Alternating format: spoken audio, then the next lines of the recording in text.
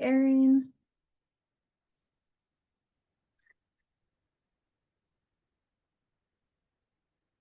I can't hear you if you're talking. Oh. Oh, now I can. Can you hear me now? Okay. Yeah, great.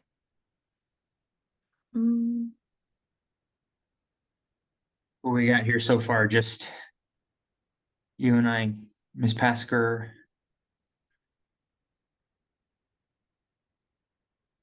Got a few in the attendees list that I'm trying to move over.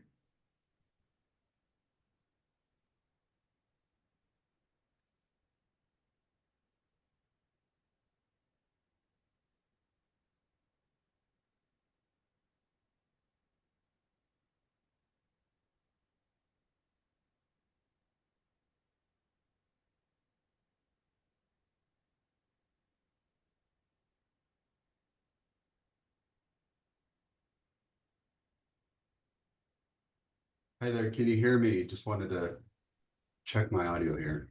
Yes, we can hear you. Thank you.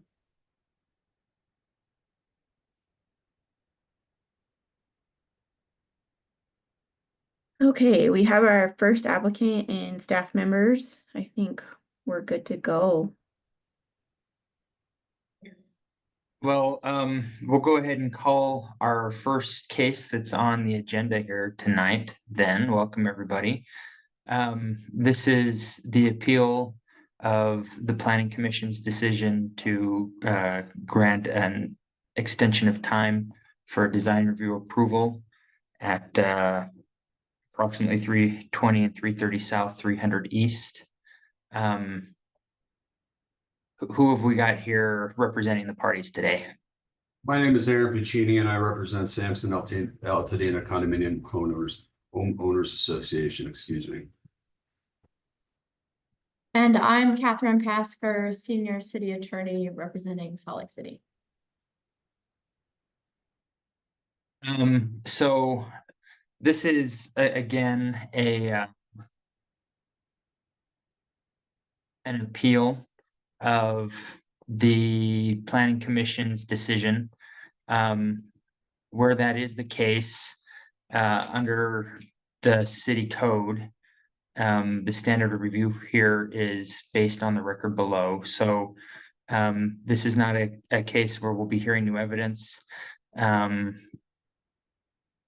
I'm just making my determination based on the correctness or incorrectness of the Planning Commission's decision, and upholding the decision unless it's not supported by substantial evidence in the record, or if it violates a law, statute, ordinance in effect when the decision was made.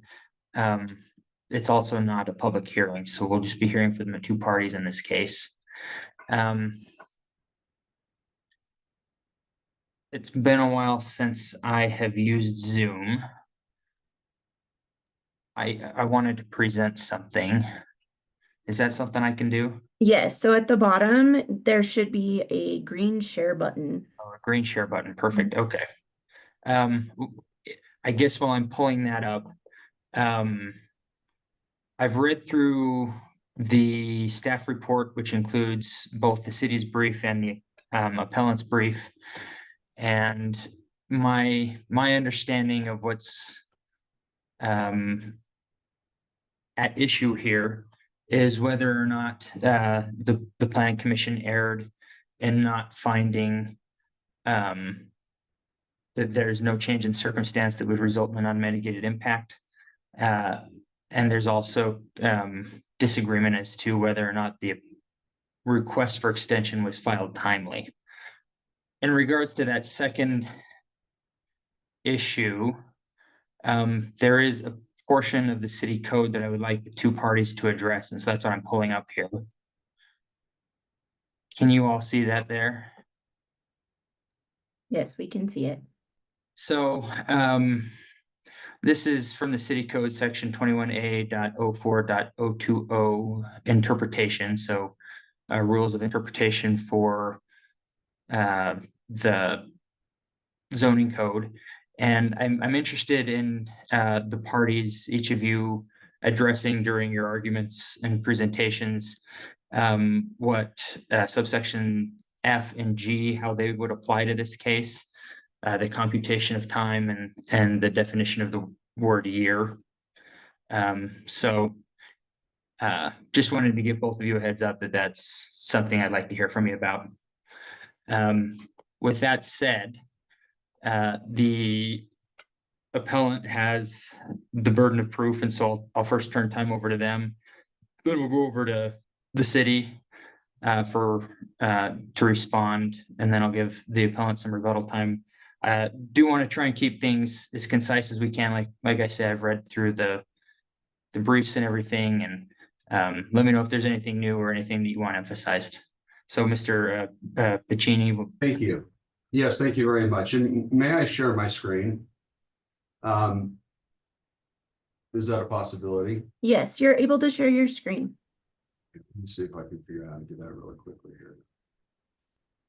I'll just be sharing just a few things as we go through here. It just as a intro and context. The Sampson Altadena condominiums are there on the corner of 300 South and 300 East. And while we're specifically looking at the extension, I just wanted to highlight the concerns that have spurred the homeowners relative to the closeness and what kind of impact that is going to have with shadow and wind, snow, rain, and whatnot on these sandstone foundations. And that's part of the concern that we're trying to address with challenging this extension. The statutory construction that you identified there, it's actually very similar to the rules of construction in 1.04.010. And really what we focus on is when we're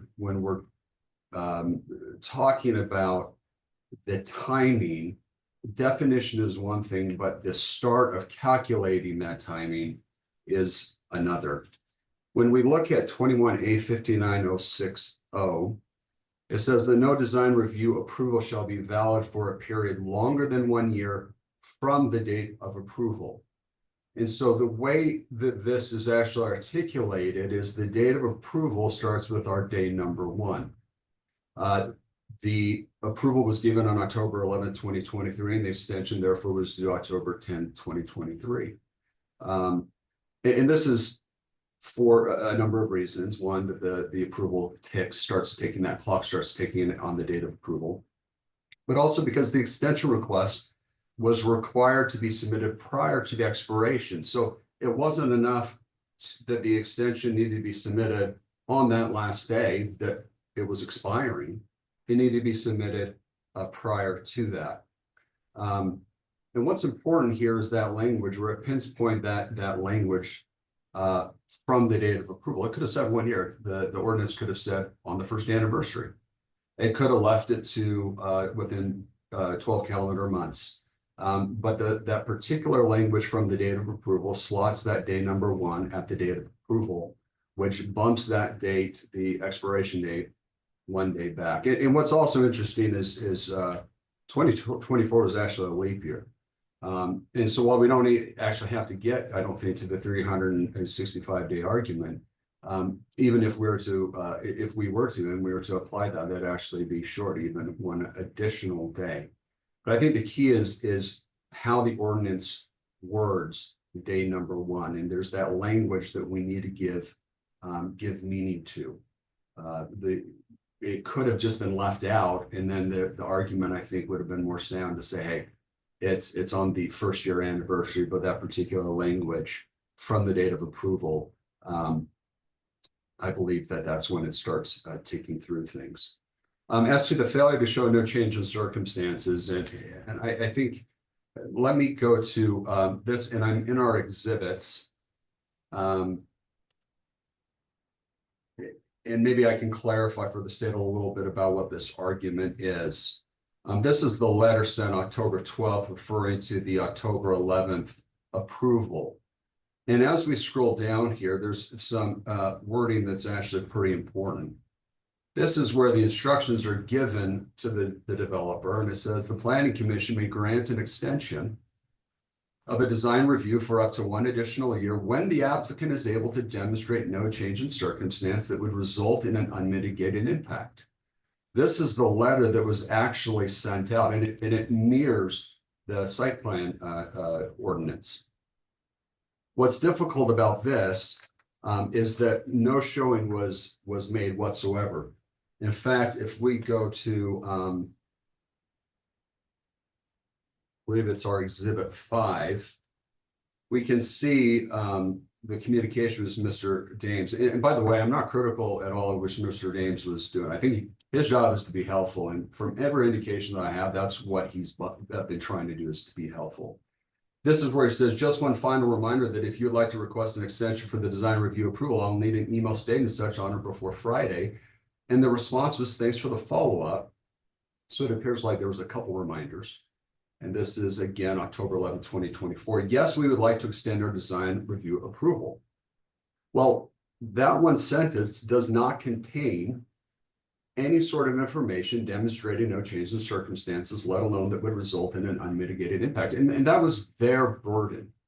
It wasn't left for them to say, hey, yeah, go ahead and extend us. And by the way, go ahead and search the file to see if there's any sort of change. This is the language that was given in the approval letter, and there's nothing on the record to support it, that they carried their burden. This is also important because as far as we've been able to find, there's no site plan. There hasn't been an approval for that. And I confirmed with the Planning Commission today that you need to have that site plan to be able to submit that, to get your design approval. And part of the reason for that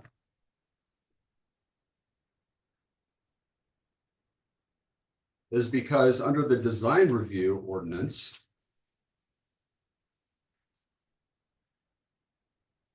(21A 59030), this is B1. All of the application information required for site plan reviewed as identified in chapter 21A 58 of this title needs to be included in the design review process, part of that design review process. Well, you can't put the cart before the horse.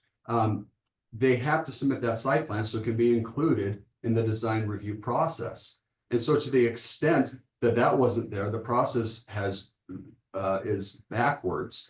And to the extent that it was there and that 1 year expired or should have expired, that extension language also implicates the application because they have to show that there was no change in circumstances, let alone a change that would result in an unmitigated impact under the site plan review. The fact is that Overland has not made substantial progress on this property. They've sat and waited. Had it not been for Mr. Dames, and I say that without criticism, they would not have even known that the deadline was approaching. Nothing prevents them from starting over on their design review, submitting that application, submitting the site plan, an application for site plan review. And that's what needs to happen as a matter of law and quite frankly, as a matter of equity, particularly where it was quite clear they were not on top of the extension and did not follow with the instructions in the approval letter to carry the burden that they were instructed to carry. I'll go ahead and reserve whatever time for questions or rebuttal after Ms. Pasker. Yeah, thank you. I don't have any questions for you now. I think I understand the arguments that you're making. So yeah, let's hear from Ms. Pasker. Thank you. Just a few points. I'm sure you're familiar with what I wrote in my brief, but essentially this comes down to a quibble over maybe a day.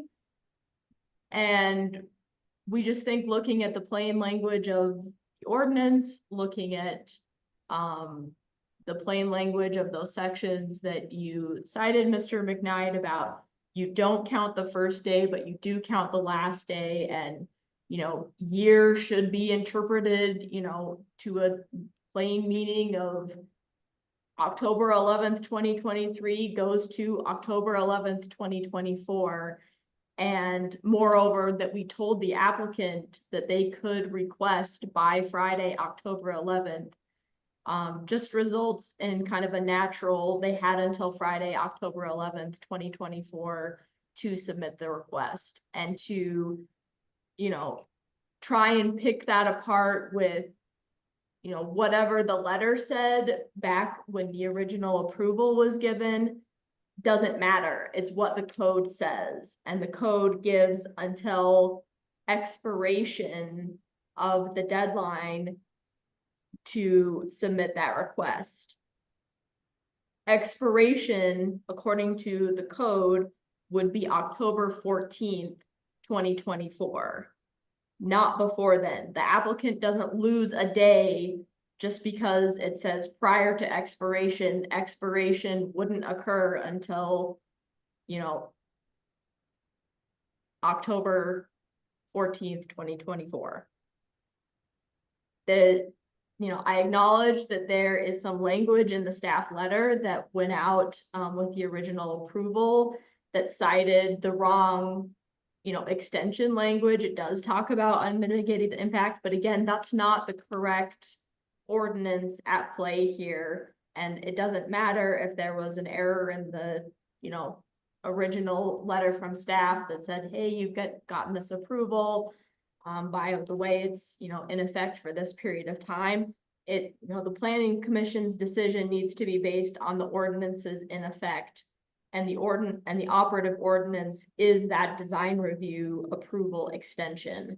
And we're not here to debate the merits of that approval, merely, whether that extension was properly given. And according to the operative ordinance, there isn't a requirement that there be any showing of no change circumstances that would result in an unmitigated impact. It merely requires that the extension be timely made and that the planning commission decide on that extension.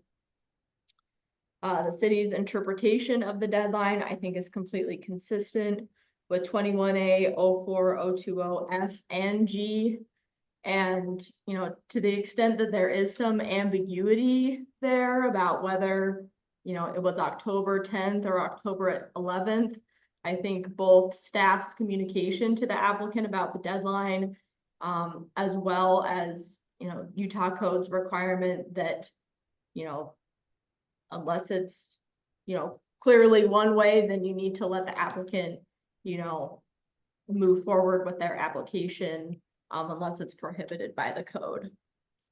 And then lastly, this discussion of the site plan and what approval that was and whether there needed to be extension of that, I think that's just kind of a red herring. That's not what was before the planning commission. That's not what the planning commission decided. Maybe this applicant has, additional arguments that they want to make against this project, but that's not what's, before you tonight. The question is whether the planning commission properly granted the extension of the design review approval. That's all that was before them. Can you help me understand what's the difference between a site plan review and a design review? Or maybe Mr. Deems, if he's feels more comfortable doing it, I think it would be helpful to receive an explanation about the difference between those two and maybe how they interrelate. Sure. So a site plan review is a staff level review on a given project. Design review goes to the planning commission on specific merits of they're looking for modifications to design elements. In particular, this one was looking for additional height. And so the planning commission is the decision-making body on that.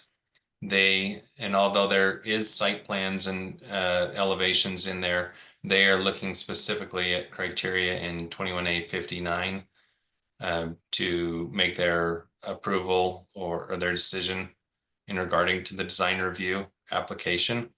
So they do not review.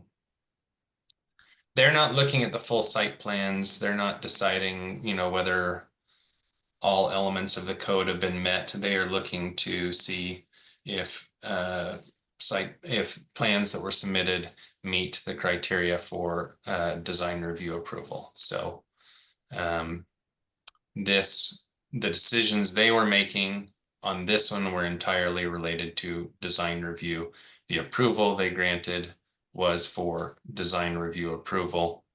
And that is the extension that was sought was for design review approval. So is site plan review more along the lines of you're checking to see if it complies with the code, whereas design review is kind of a planning commission's review to determine whether or not they're going to grant not exceptions to the code, but maybe like Variance. yeah. Yeah, that's in layman's terms, yes, that's the way to explain that. And that's accurate.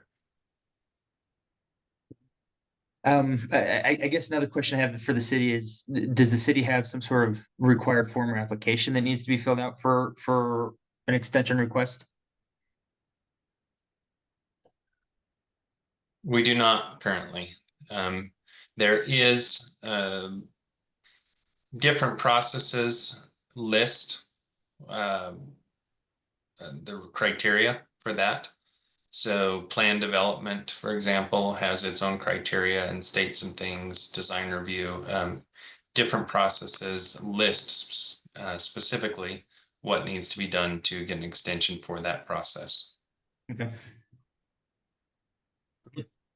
Anything else the city would like me to know? No. Perfect.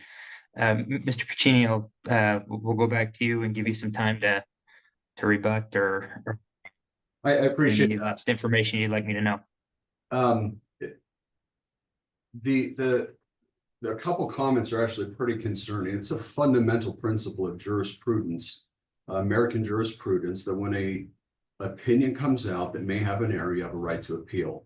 If you do not appeal in time, and this is typically jurisdictional in the court system, you have waived a right to complain. To the extent that the letter, the approval included language erroneously by mistake, that has been waived because an appeal was not sought to correct it.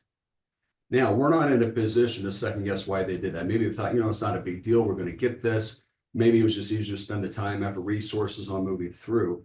But the fact was they had an obligation to comply with that letter, and they did not. Their remedy was to appeal, and they did not. They're stuck with it. And because they're stuck with it, they did not provide that in 2024 for their extension. And as a matter of law, the extension could not be approved. Now, something also that Ms. Pasker said, she called the site plan a red herring. Well, it's in the code. It's under the design. I mean, this is part of the design review. It's not that the design review is part of the site plan. The site plan is part of the design review. And can I get that citation from you again? Yes. Was it 21A 59 030 B1? B1, and it says all of the application information required for site plan review as identified in chapter 21A 58 of this title is part of that completed application for design review. So we can't just call it a red herring and not address it when the ordinance is specifically pointing to it and saying, hey, this information is important. Lastly, Ms. Pasker talked about, on one hand, the code matters. We just have to stick with the code language. But then on the other says, well, we're just quibbling over a day. And based on what staff said, it's close enough. Well, that's an inconsistent position. Either the code matters and the code matters, or it doesn't and it doesn't. And if the code matters, and I think we agree that it does, we need to look at the specific language where the language identifies how to count those days. And we do that specifically, as I mentioned before, prior for a period longer than 1 year from the date of approval, where we need to count that as day one. The ordinance did not have to say that, but it did. And under statutory construction, under construction or the ordinance, we need to give that meaning. And by simply saying, hey, look, 1 year's 1 year, 12 months, at the end of the month, whatever, we're now stripping that from any meaning because it's superfluous. And the courts, Utah courts have been very clear, the Utah Supreme Court, that we need to give language meaning without causing it to be superfluous. And that's the only way to do it in this case. Thank you, Mr. McKnight.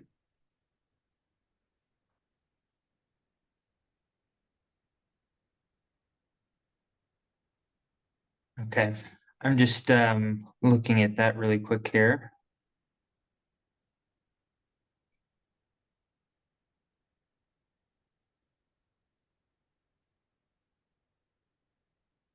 Okay, great. Well, I appreciate the parties. I think I understand all of the arguments that are being made. I will take this matter under advisement and issue a decision on it in the next 10 days. Appreciate everybody's professionalism and presentations. Thank you. We'll now move on to the next item on the agenda. This is a variance request for an accessory building in the front yard at 1087 South, 1300 East.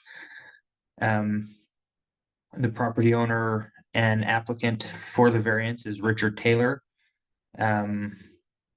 Looks like city staff for this is Diana Martinez. Do we have both Mr. Taylor and Ms. Martinez here?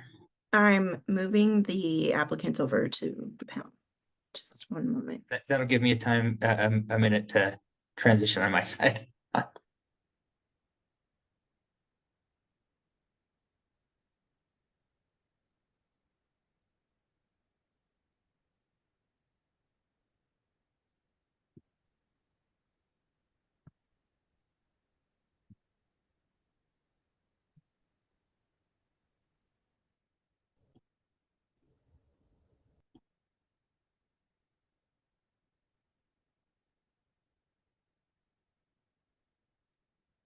Okay, it looks like we have everybody we need for this one.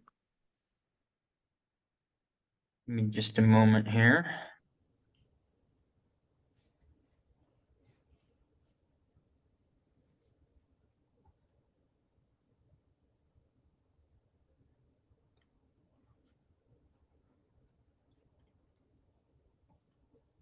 We have Mr. Taylor and Ms. Martinez. I'm here, and also Sam is here, who's my I'm brother. here. Can everybody hear me? Yeah, I can hear you. I guess Much better. It's a big bunch of people here. It's I was going to intimidating. say it's a bigger audience than I was expecting. we got a couple of Mr. Taylors. Is it okay if I refer to you by your first names? That's totally fine. Thank you. Okay. Sam, how are you involved? I filled out the application and have been very involved in the process. Okay. And- Will you be presenting too, or just adding testimony? I'll take the primary role in presenting, and then Richard probably has some things to say along the Perfect. presentation. Okay, and then I assume Ms. Martinez, you'll be presenting for the city? Okay. So Yeah. this is a request for a variance. I am the decision maker of the first instance in this case, which means that there is no appeal or anything. It's just Mr. Taylor, you need to convince me based on your arguments and your evidence that you should be entitled to a variance. The standards for that are that literal enforcement of the ordinance would cause unreasonable hardship that is not necessary to carry out the general purpose of the land use ordinances. There are special circumstances attached to the property that do not generally apply to other properties in the same zone. Granting the variance is essential to the enjoyment of a substantial property right possessed by other property in the same zone. The variance will not substantially affect the general plan and will not be contrary to the public interest. And the spirit of the land use ordinance is observed and substantial justice done. I have received the staff report in this case provided by the city. That staff report includes, pulling that up here.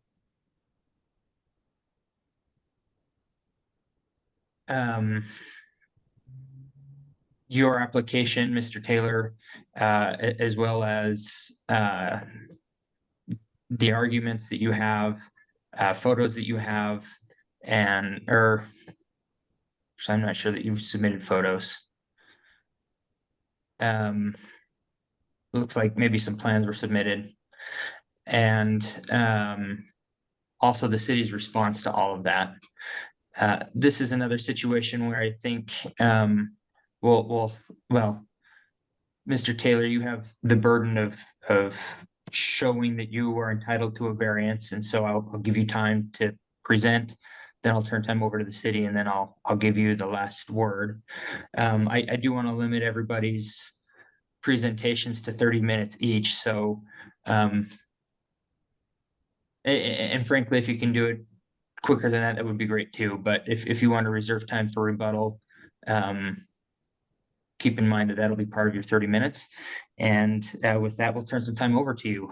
Sam, go ahead and let me know what Thank you'd you, like Aaron. me to know. Thank you. Is it okay if I share my screen? Yes. I want to just start by giving you some context. Let's do this here. All right. Can everybody see that? Can you see that screen? Let's do that. Yeah. All right. So just to provide some context, this is 1300 East. And the subject property that we are discussing today is down below this fence. It's quite a ways down there, and I've got some other pictures that I'll present here shortly. But it's a very unique property in that, let's see here.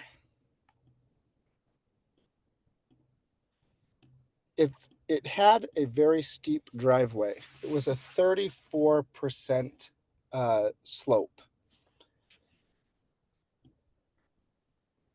And this presented a lot of challenges and safety concerns because if you were driving a car down this driveway or coming onto 1300, the slope was so great that the hood of the car would actually block your vision from pedestrians that were walking across the sidewalk on 13.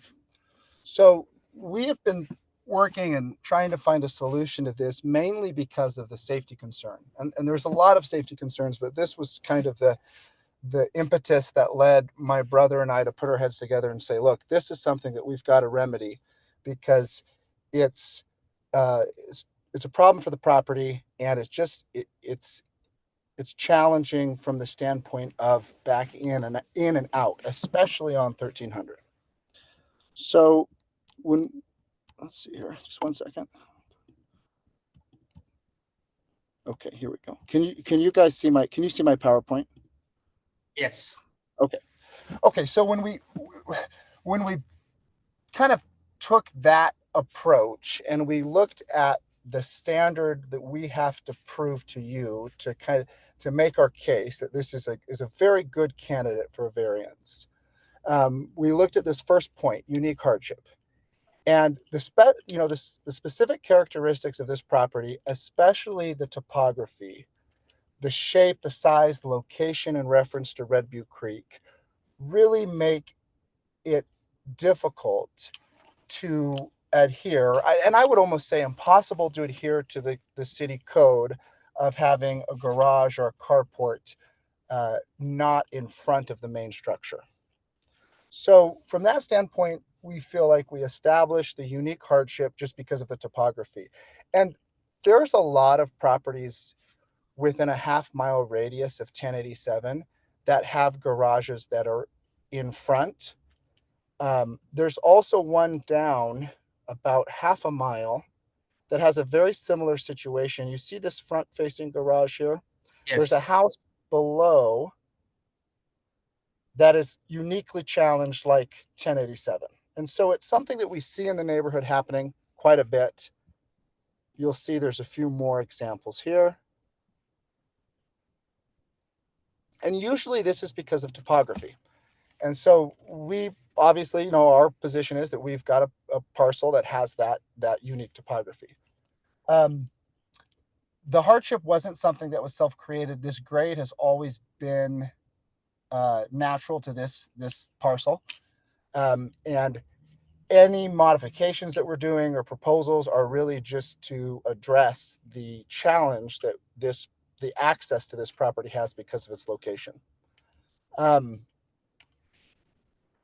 When we look at the impact on the community, I really can't, I really feel like the impact's quite positive. And I'll go into this in a little more detail shortly, but it's safer. Aesthetically, it fits with a lot of the other properties in the area. There have been like variances granted, or there are situations where properties are down or up and the garages are allowed in front. The character of the neighborhood is not affected at all. And we feel that any type of garage or carport in front of the home where we're proposing it increases the overall value and safety to the surrounding area. You know, when we purchased this property, the neighbor here, you can see, let me go back to this Google image. This neighbor here who owns this house was very thankful because this essentially was like a drug den. And when we purchased this and we started, you know, I can't see your screen. Am I the only one? No, I'm not seeing anything being shared We're, either. we're not seeing your screen anymore. Just FYI. how about that? That's Yes, I better. can see it now. Thanks. 1300 is a very trafficked area, and there has been a lot of safety concerns. And so, hang on just one second. Let me go back to this. So, you know, we think it helps with safety from a security standpoint and safety from the point that I made earlier about the sidewalk. Again, when we were backing our cars onto 13, you could not see the sidewalk until you were already on the sidewalk, and that was a really just a dangerous situation we wanted to change. Okay,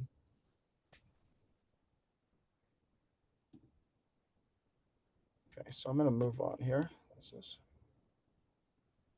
So just to give you some numbers, we are 34. The front door of this house is a 34% slope from the sidewalk.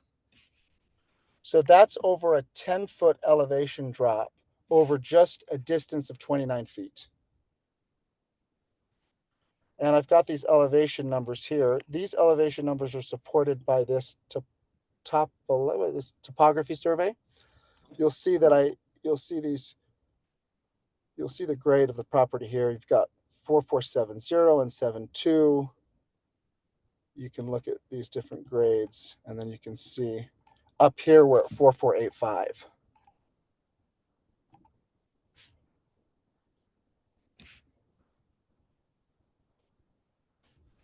We also feel, you know, I was just looking at this before the presentation, and I think this is kind of compelling. I'm on Google Maps, and if I go back and let me go back one more, and I turn it around like this, you see this truck. Now, I don't know what this is or why this is here or when this photo was taken, but this is something that's very interesting to point out because the daily use of a residential home, you know, you have deliveries, you get furniture, you have new appliances, and because of the grade, none of these vehicles would pull into the property. And what happened is you'd get cars parking out like this. They were blocking the bike lane, and they were creating a potential hazard here on 1300 East. So, you know, this is just a kind of another bullet point as far as safety is concerned. With our proposal, you'll have easier, safer access for the daily routines that are common when you're living in a home.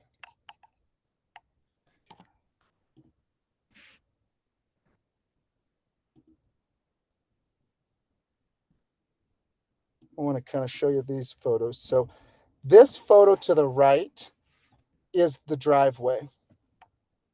And this just kind of illustrates how steep that was.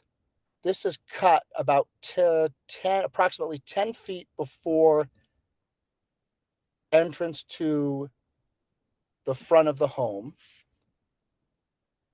And this is a picture of the home from below before you start descending into the creek. I'm going to show you another one here. South end. Correct. This is the south end. And that just kind of illustrates, I'm trying to illustrate the unique location of the house. It's hard when you're there, it's really apparent, but through photos, it can be difficult. It's really like just tucked away, down below everything. And so it creates creates a challenging lot. This was the driveway here. And that does a decent job of illustrating the slope. The other interesting point is snow and ice and water migration. So down here where my cursor is, I don't know if you can see that, that's Red Butte Creek. And up here is Harvard. No, that's Yale. So you have a lot of natural water moving from this higher elevation, moving down this way and moving into the creek. A lot of that passes down through the driveway. And ice dams, snow created additional issues. I mean, this driveway, frankly, was just unusable in the wintertime. And cars could, even four-wheel drive cars, we tested this with, I have like a Nissan Pathfinder. My brother has a four-wheel drive sedan. We tested this with so many different cars, and it was just unworkable. Can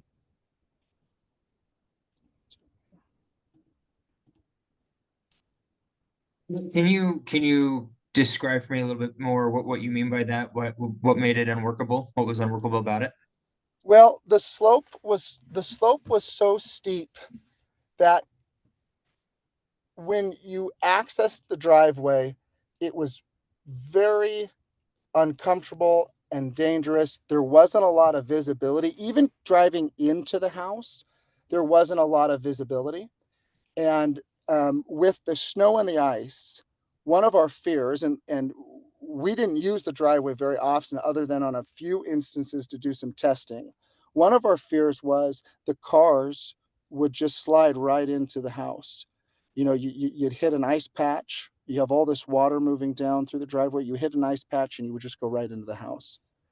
And that was a major concern. I mean, that was a major concern for the safety of the homeowner.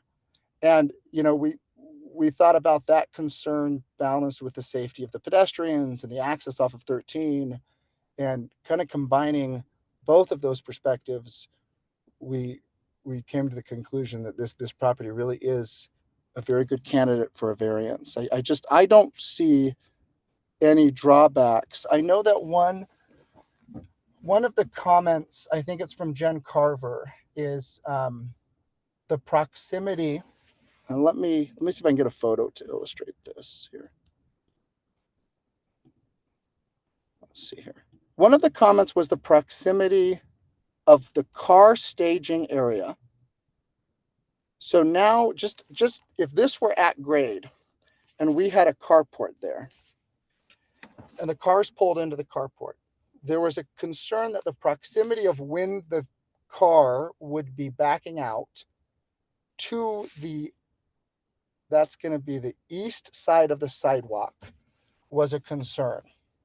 And so we looked at some different transportation reports and things, and we're actually able to fit the proposed carport 17.2, I think it's 17.2 or 17.6 feet from this east sidewalk line. And I feel like that gives sufficient distance to kind of address the concern that is there enough staging area from when you hit the sidewalk? If somebody's walking by, you don't necessarily want a car that's right up adjacent to the sidewalk then backing out. You want some space between those two. And so we modified our original proposal had less distance, and we modified our plan, or maybe that's the wrong term, but the variance we're seeking today can be, and we're happy to make it subject to that minimum 17.6 to kind of alleviate that potential concern that was I think presented by one of the city reviewers.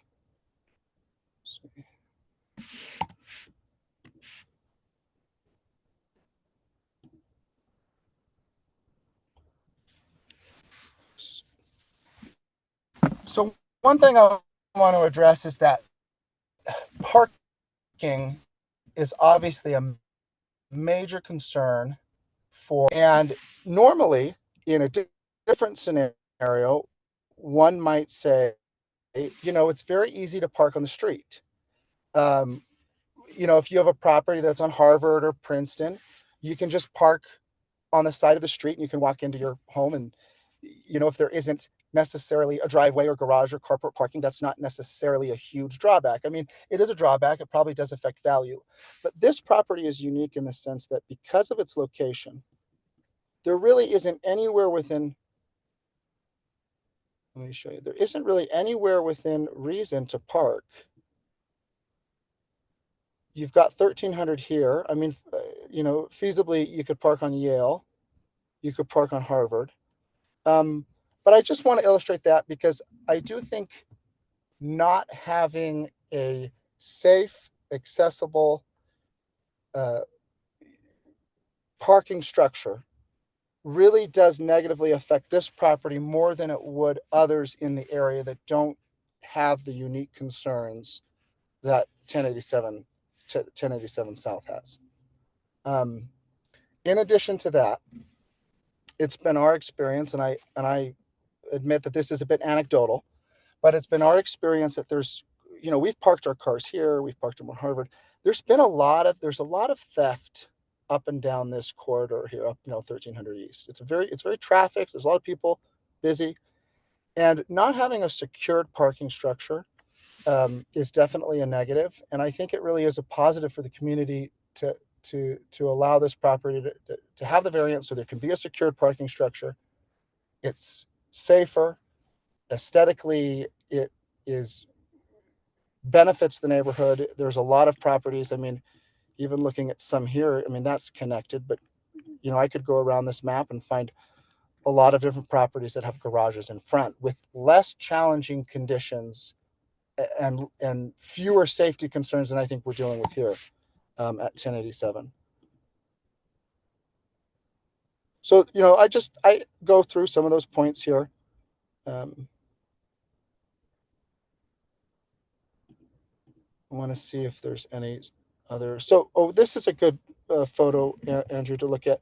You see, this is the grade now. So this is relatively on grade with the street.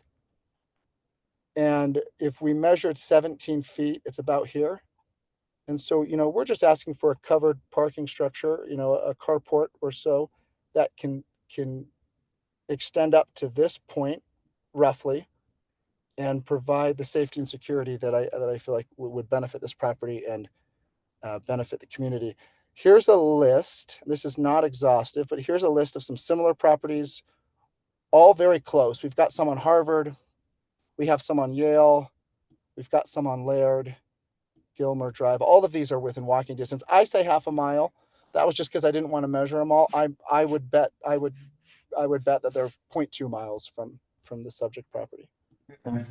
And just for the record or whatever, I did prior to this look all of those up on Google Maps just to have a look. Oh, awesome. Thank you. Yeah, appreciate that. Reasonable use. I think, we feel that this variance is necessary in order for the property the reasonable use of the property really does require some type of suitable parking. And because street parking is not an option in this case, just, I think, further illustrates our point of the necessity. It's limited street parking, being a bit repetitive at this point, but this issue here, the spirit of the ordinance. So I'm probably not the best one to speak to what the spirit of the ordinance is, but if I were to make some assumptions, it's to maintain safety, cohesiveness, fairness within the community between property owners. And looking at that holistically, I just genuinely don't see how granting this variance is not in line with the spirit of the ordinance, especially when there are a lot of other properties that have garages in front due to challenges in topography. Let's see. Richard, did you want to add anything before I wrap this up? Yeah, I'll just add real quick a few just to kind of underscore some points that Sam made. Um, so first of all, thanks for your time tonight, Aaron. Really appreciate it. This property has been a big undertaking on my part, on Sam's part. When we first saw this property, I don't know if you're familiar with this backstory, but it was abandoned, and it was essentially a drug den. Um, in the Historical photos make it look very bad. Yeah, and so, when we took it on, we had, no shortage of neighbors coming up saying, "Oh, it's so great that you're taking this on," because it was really a magnet for crime right in the core of this neighborhood. And we've enjoyed taking it on, but when we bought it, we didn't fully appreciate the challenge that the driveway posed. Um, and once I started to attempt, and I literally have only attempted it a couple of times going down the steep driveway, it became apparent to me that it was not tenable as a safe option. So I'll just point out that the grade, as it was, as far as I understand, exceeds any um, code for putting in a new driveway. So you could not build a house with a driveway as it was at this point. So I don't know if the original designer or builder got some sort of variance way back then, or if at that point maybe the codes were different. Who knows, right? But in any case, I think that just underlines how steep it actually is. Did you, Um, I saw in the photos that were in the packet that, it looks like you guys put in a new driveway. It looks like maybe at that point you decided this isn't working, so you took it that's out, did what you did. that's Um, exactly right. Yeah.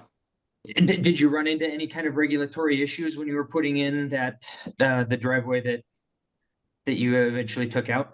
No, because it was just a resurfacing, essentially. Okay. So what was there before was concrete, but it was so badly broken up. It was poured probably in 1970 something, had never been replaced, and so we just resurfaced what was there, Okay. and then we're able to sort of fully appreciate the unique Richard, if deep I driveway. may, Yeah. instead of interrupt you, that just kind of underscores the position that we had, that, we spent considerable resources resurfacing that driveway and making it as workable as possible, trying to expand its maybe width just a little bit. And after we had done that, we at considerable cost, driving up and down a few times, we looked at each other and we're like, there's no way a car's going to slide into the house, or a pedestrian's going to get hit, because you can't see them walk across the sidewalk, even after we had spent all that time and effort and money to try to make the existing driveway work. So let me ask this. I guess I'm curious because some of the historical photos show that there was a garage at the bottom of that driveway initially. Is that true? It's still there. We just are using it as an open studio now, as Oh, a okay. studio space. That space is still there. And if it weren't for the steep driveway, you could use that as a garage. I mean, that was the intention from a design standpoint. It's just so I have 5 small kids, and you drive up this driveway, and it's not an exaggeration to say that you cannot see the sidewalk until you're on the sidewalk. And the neighbors just south of the property have children that walk to school, ride their bikes to school. It's unthinkable what could happen if you're going up and down a driveway where you just don't have visibility. Mm-hmm. So I just wanted to point those things out. And then the last thing, I mean, Sam did say this, but there is no parking on 1300 for some time in that particular area. And so, it's not really workable to park across 1300 on a busy street, and then you've got groceries, or you've got small kids that you're trying to get across. And um, I, as Sam has already said, feel this is a great candidate for this variance, and I do hope that you see it that way as well. So that's all I'll add. Um, that's great. Thank you. With that, then I guess we'll turn the time over to the city. Is that Ms. Martinez will be presenting? Go ahead. Yes, thank you. Thanks for your time. I'm going to share my screen.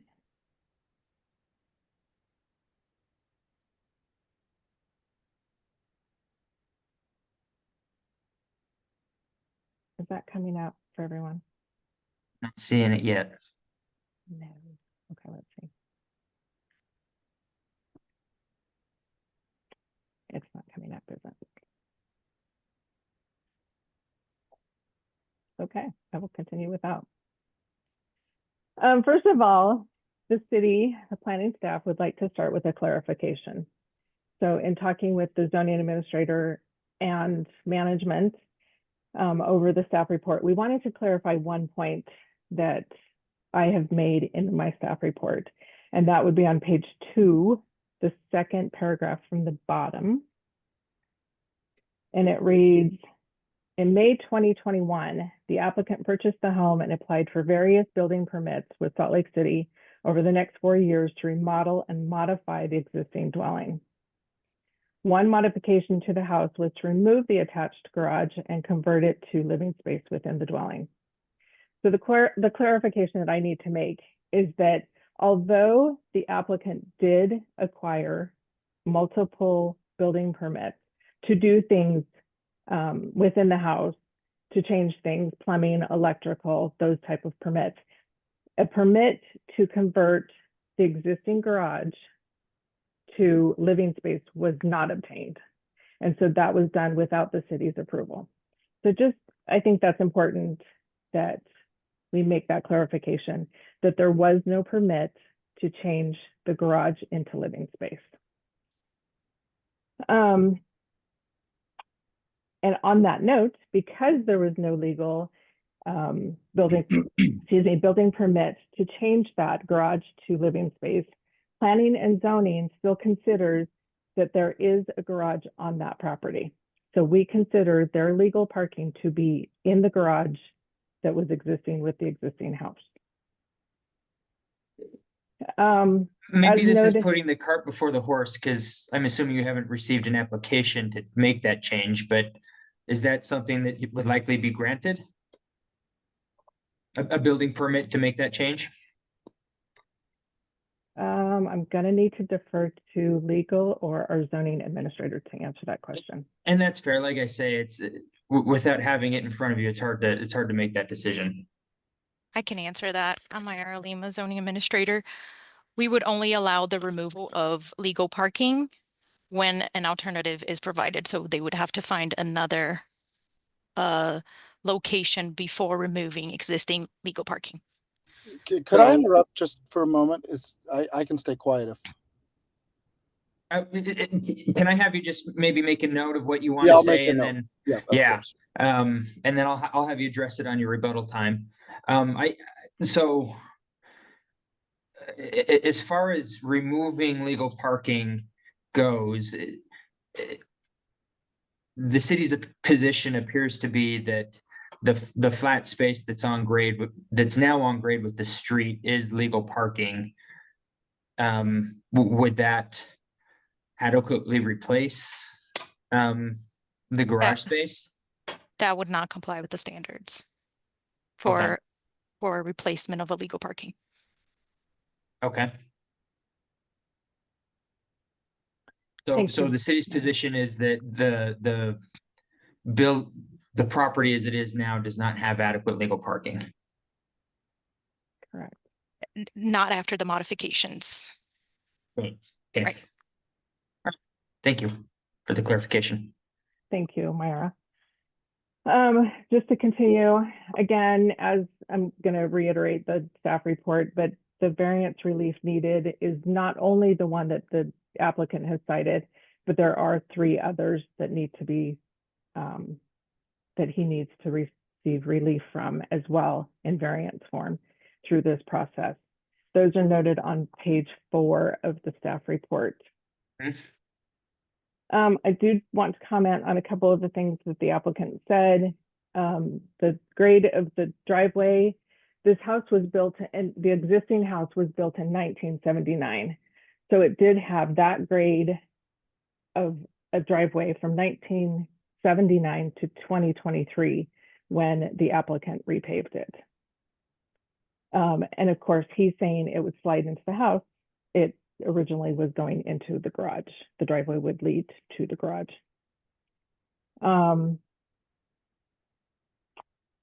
Again, a couple of notes: garages are not substantial property rights. Garages are not required for parking on single family lots, and therefore it is not a substantial property right to the city. In regards to the applicant mentioned Jenna Carver, her review. She is the transportation engineer, and she has made a very good note on 32, her review. One of the requirements by ordinance is that there is a vehicle staging area. So meaning when you come out of the garage, you have a pad of 17 feet, 6 inches before you move onto the road. That 17 feet, 6 inches that the applicant has shown on the plan is not the applicant's property. That is city public right of way. And I wish I could show you, but the house that he noted, he showed off of 13th that had, it was just a gray and white. I think I don't have it on my staff report, but he showed a property along 13th that was similar. I'm going to share my screen. This is more of what I was looking at and getting ready for this. This is a overhead shot from this county assessor's side. Is this what you're referring to? This property right here? No, he's showing the house a little bit north, the garage that's a little bit north of that. Okay. He showed just a garage, and he noted how it's comparable because the house is down, it's down yes, below. That one. Okay. Yeah. Yeah, that one, all of 18 feet is on their property. And that house and that garage, the garage was built in 2002 under different ordinance code, and therefore it didn't have the stipulations that he has to meet now. So it was allowed to be built. Likewise, all of the houses that you apparently Googled and saw in his narrative that have attached garage to the front, all of them were built before 1931. Excuse me, not all of them. All but one were built before 1931 under different code. One of them does have a detached garage, and it was built in 1968, and that was before today's code, of course. So they were built under different circumstances. 1968? Correct. Okay. So basically, reiterating the recommendation, the planning staff recommends denial of this application to the appeals hearing officer based on the self-imposed hardship and the request not meeting the standard for the variance to be granted. We understand it has topography issues. We understand that the creek is nearby. However, that house, the existing house, was able to have a garage and a driveway that went to the garage. And the transportation engineer even says a design that eliminates backing into the roadway is preferred. That's on page 32. So if so staff does recommend denial of this variance. However, so there's one more issue that we need to address. Because of the creek, there is a riparian corridor overlay in that area. That is noted. That's noted on page 4 as well. Yep. And so if the appeals hearing, if you choose not to agree with the planning staff's recommendation and concludes that the variance standards have been met, the city requests that the appeals hearing officer delay the decision on this variance and requires that the applicant, as verified by the planning staff site visit, confirms that the location of the proposed garage relative to Red Butte Creek meets the requirements for the riparian corridor overlay. So if you choose to grant this variance, we would like the applicant to prove that they're outside of that no build area, which is a 50-foot from the high water table. Yes, level. I did take note of that when I was going over your report. Okay. I think that's all, unless there's other questions after you go back to the applicant. I just wanted to note a couple things, if I might. Sure. Just, I won't reiterate any of the points in the staff report, but just from the applicant's presentation, As Ms. Martinez noted, like we acknowledge that there are topography issues, but the code requires that basically a variance be the minimum variation required to deal with the unreasonable hardship. And there's a bit of a conflating going on here between the steepness of the driveway and whether you need a garage. And the city just wants to reiterate, you know, there may be other paths that this applicant should consider to deal with the steepness of the driveway that, you know, the city could work with them on to discuss what alternatives might exist, different, you know, methods of routing a driveway or things with grade. And, you know, as the applicant has already, you know, shown you, they've already done significant, you know, grade changes in the front yard. So we just want to reiterate that we think those issues are, you know, they're not the same issue. Those are very distinct problems. Having topography challenges is not a unreasonable hardship that requires a garage. Maybe you need relief from other ordinances to deal with, you know, grade change issues, but you don't, topography doesn't mean you need a garage. And the, you know, exactly as Ms. Martinez was noting, the staging concern isn't, you know, we acknowledge there's topography issues that may impact, you know, being able to see pedestrians, but the, you know, the staging concern was not solely related to that. We also have issues with, you know, backing out onto 1300 East that still, you know, that still would be a big issue and even closer to where pedestrians would be. And should, you know, 13th East ever be widened, that concern would only be exacerbated because that 17 feet would go away and you could potentially have a garage door. You know, if this was granted, you could have a garage door directly, you know, abutting a sidewalk, which, you know, would obviously make, you know, safety issues even worse. And I don't think, you know, the appellant has, or excuse me, the applicant has really met their burden in providing any evidence that the driveway is unsafe or unusable. We have some anecdotal discussion of it being steep, and I acknowledge that water runs downhill and that can create icy conditions. But Utah has a lot of, you know, steep driveways. This driveway has been in place for a long time. And I just don't think there's been enough evidence presented that that driveway, you know, was unusable to the, you know, the garage that should be there. Thank you. I'm gonna kind of well, a question for the city, and whoever wants to address this can. I don't love this standard that's in the variance statute, but what in the city's view is the spirit of the land use ordinance?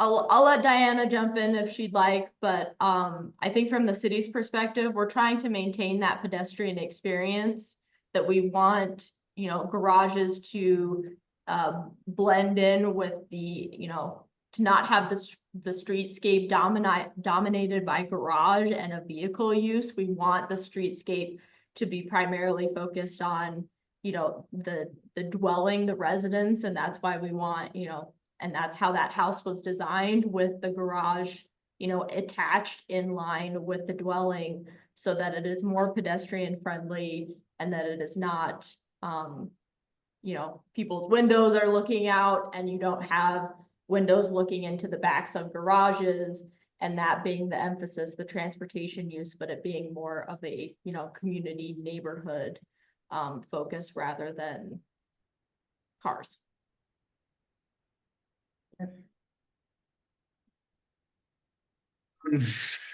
I didn't really have any other questions for the city, so unless you have anything else, I'll turn the time back over to Mr. Taylor. Thank you, Aaron.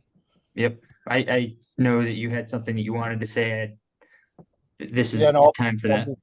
I'll be brief. So I just made some points here in rebuttal. One is I pulled the permits for the retaining wall, and I can categorically assure you that we had to resubmit our plans to show a relocation of parking. And if I had known that that concern would have been presented, I would have those plans here in front of you. The city required us to show where our new parking would be, and they approved it. So to say that we don't have approved parking, that's just an error. And I'm happy to follow up after this to send you A, the correspondence with the inspector, and B, the modified plans that I had to submit for the retaining wall that located that new area as parking, which was approved by the city of Salt Lake. So that statement, just maybe we're crossing wires somewhere, you know, Diana and I, but I'm happy to provide you with that information so you could just see the records. You don't have to necessarily take my word for it. So that was a surprise to I'm gonna me. go ahead and take your word for it. Sorry, Yeah. I don't mean to interrupt, but just You're for fine. We'll be sake of quick. time, I don't really think that's much of an issue whether or not there's parking as to whether or not a variance should be Okay. granted. Okay. I was just trying to understand the city's position in terms of the garage and yeah, Yeah. trying to Yeah. reconcile in my mind what their position was in their brief.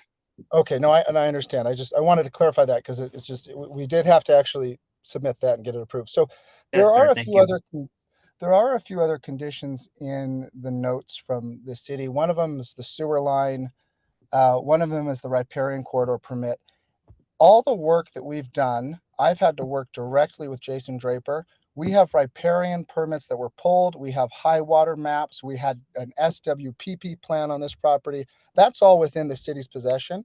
So we understand what the riparian limitations are. And this garage is approximately 100 feet from the high water line, which puts us way outside the 15, I think it's a 15 and a 30 and a 50-foot consideration.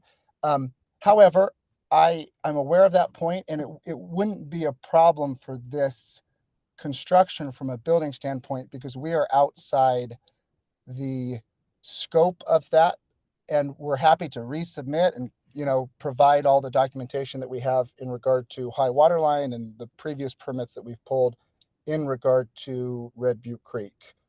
So that concern is noted and something we'd be happy to work around. We wouldn't construct anything on top of the sewer line. We know exactly where that is, so that's something we could work around. There's something very interesting I want to point out. I think it's critical. Now, this is in the 84105 area code, which is historically a higher priced area code of Salt Lake City. And I was always curious why this house was abandoned. You had this beautiful house right by the creek. These homes, and when we bought this in 2021, a moderately fixed up home would go for, $400, $500 a square foot. Yet we have this really unique, beautiful home in a pristine area of Salt Lake City that was abandoned. And so my brother and I did a lot of investigation. We spoke to the previous owner, and we concluded that this property was deemed unusable because of that steep driveway. So Miss Pasker's point and Diana's point that there's been a house here since 1970 and the driveway's always been functional is perhaps needs a bit more consideration, because I don't know when or how long this house was abandoned before we purchased it, but it was for a very long time. And, our research indicated that the primary reason this property was not workable, you couldn't conduct repairs, you couldn't access the property to do any of the things that a homeowner needs to do to maintain a property, was precisely because of this driveway. And in contrast to their argument, it really shows that even though this home was built, the driveway was put in, it was there till the 70s, it's really evidence that the driveway was an issue from the beginning because of the fact that the house was abandoned for that reason. So I just wanted to point that out. Let's see, I was taking some notes. I want to see if I have any other. Let's see. We have the approved parking. We can comply with all the comments. Richard, did you have anything you wanted to add? I just had a couple notes as well, which I'll just say briefly as well. So just to the point of us conflating needing a garage with needing to remedy the driveway situation, I'll just point out that the driveway situation to an extent has been remedied by what we've done already, which is to build a retaining wall and allow some parking that's at grade with the street. But the other considerations are still at play here, which is the whole argument and the holistic argument. And those issues include safely and securing property. And that's especially relevant in light of the fact that I personally have had $30,000 plus in theft that's taken place at that particular property. Cars that have been broken into, and you know, that's not unique to that property, but it's unique to the area. And if you cannot secure your car and you can't even park it within visibility, you're just a target essentially. So there's that. As far as us needing to do more work with the city to figure out an alternative, I will just say that we have done an extensive amount of work to find an alternative to this. That included communications with the city's real estate department to attempt to buy that strip that was mentioned so that we could build construct a loop around driveway. The problem with that was that when we did the calculations on the loop around driveway, we would end up with a similarly steep grade. There's just no way. It's just a law of physics, right? You've got your high point, you've got your high point and your low point, and you've got to get to that somehow, and you're constrained with how much distance you have. That's especially important in light of the riparian comment, precisely because for us to do any sort of loop around, we would have to go toward the creek. The property does not extend north, it extends south. So there's no way to solve that problem other than what we've done, short of, fantastically expensive options. I don't know, building a structure over the house or something crazy that would require even more of a variance. The final point is regarding backing up onto 1300. And I'll just, I don't know how familiar the group is here with 1300, but virtually every house on 1300 has a situation where the cars back up onto 1300. That is just the configuration of the homes built on that street. I don't know of a single house on 1300 that has the room to pull a car in and turn it around and come back. So that's an unavoidable feature of just being on 1300 East. That doesn't mean you can't do it safely. There are many, many houses that have garages where you back up. And that's precisely what we're trying to achieve here is previous to this, we couldn't turn around and we couldn't back up with visibility. So what we're asking for is simply an improvement, a vast improvement, so that we can see when we're backing up, so we don't have a catastrophic accident. So anyway, those are just my responses. And then Sam already said this, but the house was abandoned for many, many years, precisely because of the driveway situation. So it's not quite accurate to state that it had a workable driveway for all this time, because it just simply didn't. So anyway, that's all I have to say. Okay. Well, thank you. Before we close this up, can we open the public hearing? Yes, let's do that. We'll open up a public hearing. Thank you for reminding me. I was going to skip that. We'll open this up for a public hearing. Anyone who is here from the public that would like to make a comment, now is the time to be able to do that. Is there a way you'd like them to If you'd signal like that to to make a you? comment, please raise your virtual hand and I will unmute you.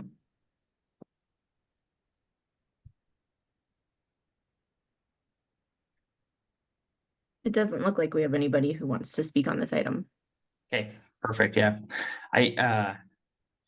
Where that is the case, we'll close the public comment period. I will take this matter under advisement. I'll issue a decision in the next 10 days and notify the parties. I appreciate everybody's presentations and for addressing it timely, and hope you all have a good night. We'll now move on. Thank you. Have a good night. Thank you, Aaron. Thank you. Thank you. We'll now move on to the last item on the agenda, which is the appeal of a COA denial at 1425 East Harvard Avenue. The applicant slash appellant is Nathan Marsala, and on behalf of the homeowner, I let someone else try and tell me how to say that name. But what's that? Shalaja. Shalaja. Okay. Yeah. Shalaja and Jay sounds bad. Krishnan are the homeowners. I believe Jay was going to try to jump on, so he may or may not be in there. There Okay, isn't Jay. a J. Should I promote them to a panelist? Will they be speaking? He may want to speak. I'll be doing a majority of the speaking, but he is the primary homeowner that we're representing. Okay, I'm moving them over now. And then for the city, we have Mr. Is it Aman? It's Amen. Amen. Okay, thank you. Thank you. So this is an appeal of an administrative decision. What that means is I am reviewing this case de novo. And I'm gonna just pull up.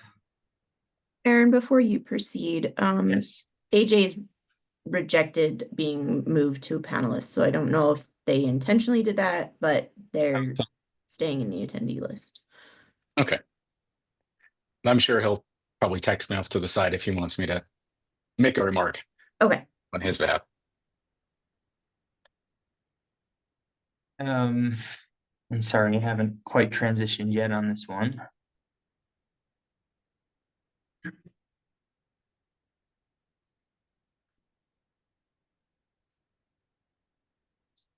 But where this is a de novo review, what that means is that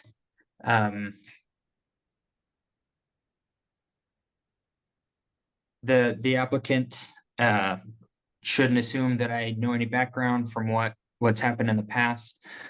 You'll need to present the information and arguments in order to show that the administrative decision, well, that you're entitled to what you applied for, and that the administrative decision was wrong. But again, we're not reviewing anything on the record. All I have so far in this case that I know about is what's been presented in the staff report. Mr. Marsala, have you seen that? I did see the staff report. We replied with the written response as required in our appeal. Yep. So that's included in the staff report, your response, as well as the initial application that you turned in with the photos of the windows that you wanted to replace and all of that. So having said all of that, again, you have the burden of proving that you are entitled to the relief you're asking for. And so as we've done in the two prior hearings, we'll have you present first, and then we'll have the city respond and then give you the last word. Like the other one, I'm going to limit presentation times to a half hour, and that's combined between the two. So just keep that in mind. If you want to save time for rebuttal, just be mindful of that. And with that, we'll go ahead and turn some time over to you to let me know what you want me to know. Okay, sounds good. Well, let me just grab my notes real quick. There are a few primary background items. First and foremost, the home at 1425 Harvard has steel windows that are the primary windows in the home. There are many that have been replaced that are not on the primary facade or secondaries necessarily. Prior to any of the overlay being adopted, Mr. Amon, he noted those. He'd seen some of those when he did his site visit and walked with me, and his colleague Lex was correct, Mr. Amon? Yes, Lex Trower. Okay. So the primary issue is these windows have failures. They don't function 100% correctly. They have warped sashes in some cases where we have, visible 1/4 inch gaps of pure daylight where, pests etc. Elements can come in. It creates a huge delta, not just for comfort, but for pest, weather, etc. Because these windows do not 100% function correctly. We did investigate with other window companies what the remedies were. Replacement was what we felt necessary as a qualified general contractor and advisor to our client, as well as the professional window companies. So we proceeded down this path. The rejection, from our understanding, as we've reviewed on our submittal, is that the city feels that these windows are indeed functioning. I mean, there's a 20-degree variance in the home that we've measured from being in one room versus another due to the windows that fell in two primary rooms. So our client would like to upgrade the windows to preserve the home. We don't want to upgrade the windows with anything new, modern, etc. We went to extremes to make sure that the window package we submitted met the historic guidelines that are in that historic residential guideline, chapter 3, section 4. So we went through that. We didn't know anything from any of the comments and the rejection on our COA from staff that had anything to do with the actual window package submitted itself. Everything we could see was on the grounds of they would prefer, as it's stated in their historic guidelines, that things are repaired before replaced. We can't find a repairable solution to the windows. That's our primary argument. Some windows may be repairable or may not function, but if we start mixing and matching on those primary elevations, we're going to create a larger discrepancy in the aesthetic appeal and the overall look and feel for the home and its historic nature. That being said, a couple things that I want to bring up. There are items that we don't fully understand what the staff's comments were that we replied to. Point number 3, all sites, structures, and objects shall be recognized as products of their own time. This was rejected in our application with the staff comment stating that because wood windows exist on other properties in the historic district, a false sense of history may be created by the proposal. I don't know what the other properties' windows being wood, which were the prevalent windows of the period, have to do with our windows that are steel and metal. And our submission is to replace like with like. A metal exterior window, similar panes, similar look, profiles, etc. That's point number 1. So that's one question I had. Sorry, but just while we're on this point, I want to ask, when in the submittal that you provided, it shows, and I'm just reading from page 16 of the staff report. But it says that you wanted windows indicated to be replaced with Colby wood-clad series with muttons to match grid profile and shape as close as possible to the steel frame windows being replaced. And I guess I'm confused about the wood-clad series. What can you explain what that is to me? Because that does sound like a different material from what is originally there. Well, and in our submission, we actually included all the cut sheets of those windows for the city to see. A wood-clad window means that the interior of the window is wood. The exterior is clad with metal. So the exterior it is a powder-coated metal. It looks like steel. It is a ferrous material. It can be aluminum or it can be steel, but it is a metal cladding on the outside. Thank you for that clarification. I appreciate that. Yep, not a problem. I am not a construction expert, and so some things just need to be, spelled out very, very clearly to me, or basically, I guess. Not at all. Happy to clear up any other items. Another item that was a confusion to us, and we brought this up with our site visit, and then we've since done some speaking with other neighbors and in our further investigation with the appeal when our COA was denied for that minor alteration application. And that was, there are many homes, not just in the overlay district, but on this specific street that we referenced 6 addresses specifically on this street that have had windows replaced on the primary residence with metal wood-clad windows of the very nature that we are proposing. For whatever reason, those were allowed and our client was denied. you know, it's, I'm happy to share my screen and show some examples of what those windows actually look like. What we would love to understand is, why are they allowed, but our client is not? We've got clear window failures. Some of those windows we know from speaking with the clients and viewing them ourselves as a contractor previously, that they were in fine operable order prior to. But they were granted full replacement on all primary and secondary elevations that were viewable from the street and the sidewalk.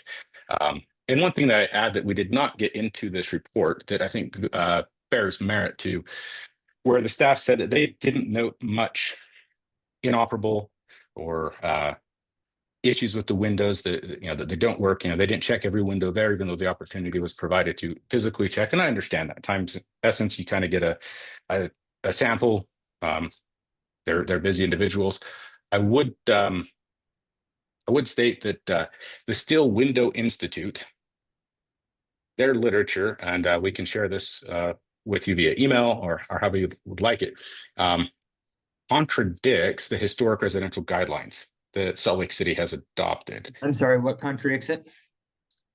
Steel Window Institute.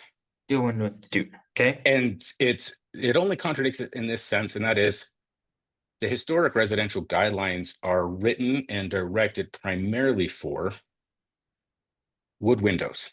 And in that regard, it is correct. And repair cost versus replacement cost, etc. But steel is not wood, and we're not talking about wood. It's right that those guidelines are geared towards wood because that's the predominant window of the time and place. But the Steel Window Institute states clearly that on replacement versus restoration, that the cost of new steel windows and doors is often less than restoration. That often, and this is stated verbatim, often old steel windows and doors appear sound, but are warped or corroded and non-functional. That is their argument. They can appear sound, and even the Steel Window Institute says, while they may look like they're functional or operable or they're sound, they're corroded, they're warped, and they're non-functional. And that field welding small pieces leave rough appearances and make it even more difficult to glaze those areas, and that new steel sashes put into old frames are often impossible to get to fit properly. The Steel Window Institute recommends in these situations replacement. Okay. And so what is the Steel Window Institute? The Steel Window Institute is a company it's an institute that has different steel window manufacturers, and they work on things. So like, here's an example. Hope's Windows, for example, we could talk if the city, said, hey, we can, if you do this, we want Hope's. We want steel like for like versus the wood clad. Hope's Windows, for example, they're probably one of the preferred manufacturers, and they work on a lot of historic and landmark buildings for the federal government as far as replacing steel windows. Hope's is a member. It's window manufacturers that specialize in steel windows. They're the group that make up the Steel Window Institute. A steel window manufacturer association. Yes. Correct. Yeah, and it's similar to you have like the National Fenestration. Our ratings council, all right, the NFRC, right? They're the ones that give us all of the guidelines for glazing on code and energy efficiency and things like that all the window companies use and to meet. Steel Window Institute is primarily focused on steel windows, which is what is the relevant to this matter here, because these are the windows that we're looking at trying to rectify on this property. We've used thermal guns in the house, as I brought up earlier. I want to leave plenty of time for Grant. Follow-up question on the Steel Window Institute. Yeah. You're saying that they recommend replacing rather than repair. And that often that it's hard to see that these windows aren't operable and are corroded and do not functional, because their appearance can be deceiving. That is printed on their website and in their documentation. So when they're recommending replacing, are they recommending that it be replaced steel for steel or steel for like what you're proposing, the wood clad? Like a wood clad. I think it depends on the context and the situation. If you know, in this case, we're talking about a home in a overlay district, and you know, the historical integrity of the neighborhood and that charm of the neighborhood, that architecture being maintained is one of the things that's a talking point. What we would say is, you know, there's two things. These steel windows that are all steel like for like are fairly expensive and they come at a cost. They're not the same Right. price as a wood clad window. And a wood clad window with the metal exterior is not the same as you'd get in a fiberglass or a vinyl. Right? These are multiple tiers different all the way through. Yep. What we've recommended was the metal wood clad window. So it is a wood on the inside, it is a metal on the outside. We keep the same architectural look and integrity. We have the same mutton style, we have the same design, the same window panes that are there as like for like as we can, without spending an inordinate sum of money to go pure steel like for like. And the reason we chose that when we submitted this is because that's the precedent that we felt was set as an acceptable standard, as we've witnessed on other homes on the street that have been approved by the city. And you know, they went for example, one of the homes at the address is 1465, I believe. You know, theirs was approved by the Historic Landmark Commission. It was under a major application, it wasn't a minor. You know, the Landmark Commission approved the same window package that we're proposing. You know, that was all of a year and a half, 2 years ago. Yeah, so that's part of our confusion is our other homes approved to use the same window package, and we're just being told no. Okay. So let me ask you a couple more questions. I think we're running up on time if you're going to save some rebuttal time, but there are some things that I want to clarify. In your appeal package, you included, it looks like 2 photos of a window that shows the gap. Yep, that's if you measure it in parts, it is up to almost 3/8 wide. It's almost a 1/4 inch consistent. That is as tight as that window can get. And yeah, that's just one window, right? From either side of it, photos from either side. Correct. That is the same. That's the same window. There are several windows that are similar. Dealing with the same issue, or are some of them not? Some of them close tighter than that, but there are several that have that same issue. Of the 14 that were rejected on that appeal, several of them have that issue to varying degrees. I would probably include in that you know, one of the things that was brought up is we could put a storm window on the inside, which is a secondary pane of window on the inside to help with temperatures, because as we've noted and as the clients measured, there is a 20-degree difference in temperature in the conditioned space in these front rooms where these windows have this issue. However, an interior storm window, which we don't feel is an appropriate solution, to put a large secondary piece of glass up for a season to help with weather in the winter, but then you have to take that off in the summer. It doesn't solve the pest. It doesn't solve rainwater coming in on a driving rain. It doesn't solve all of the problems, right? It is a Band-Aid for a period of time, and then not a great Band-Aid at that. So I'm a little bit ignorant about some construction techniques as far as a storm window goes. Why would you take it? Because they're not permanent structures during the summer? Well, number one, if I put a secondary window, all of the windowsill, like if you look at that picture, that mahogany, all that will rot. I can't get in there to clean it out. I'll get dust, I'll get water, I'll get bugs. Storm windows are not meant to be permanent. They're not meant to be year round. They're meant to be seasonal for cold winter months only to help provide additional insulation. And additionally, they're originally meant to go on the exterior to protect a wood window from deteriorating. It's meant to be preventive maintenance for wood windows initially. That was their primary concept. That's their primary use. The adaptation for the inside is trying to help some of the cold air drafts. But you know, this is like I said, it's not a great solution, and it result with large panes of glass that have to be gasketed and fitted and then moved in and out. It dramatically alters the interior of the home and how these windows function. correct me if I'm wrong, but what I think I hear you saying is it would be possible to put in storm windows. That's just not the ideal solution. Well, that doesn't solve the full problem though, right? I have windows that can't close, and the storm windows are not meant to function year round. Never happened. That was never their design intent.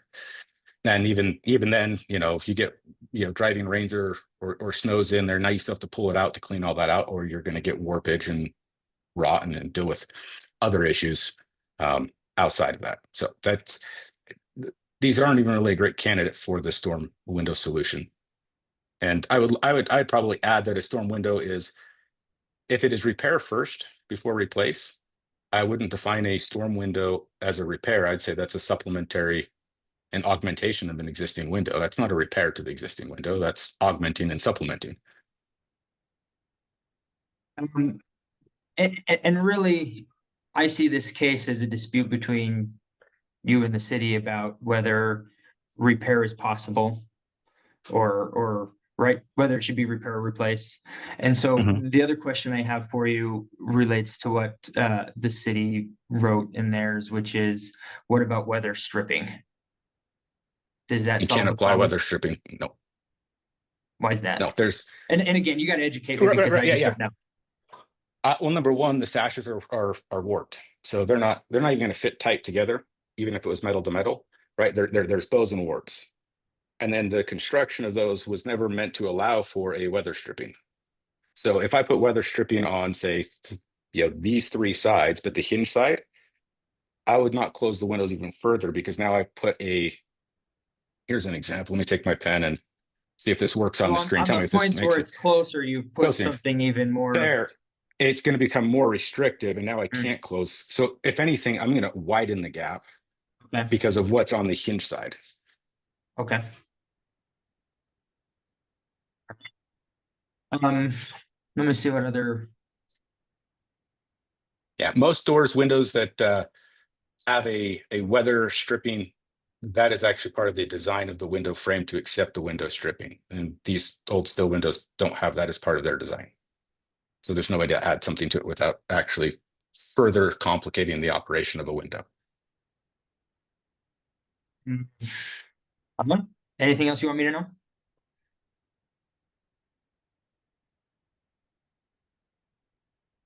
Nope, I think we can let Mr. Amon. Okay. I'm gonna have to ask for one indulgence. I'm gonna ask for 2 minutes to step away. Sorry, everybody. I know it's late. But I just need a really quick recess. So if you'll give me just a moment, I'll be right back. Okay.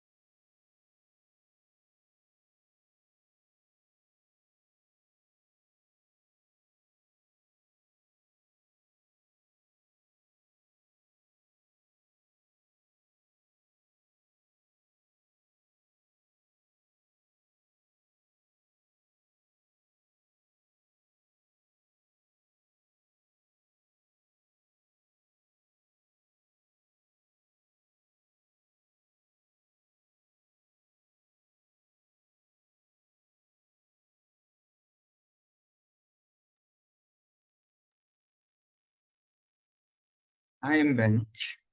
Thanks everyone for your patience. Sorry about that.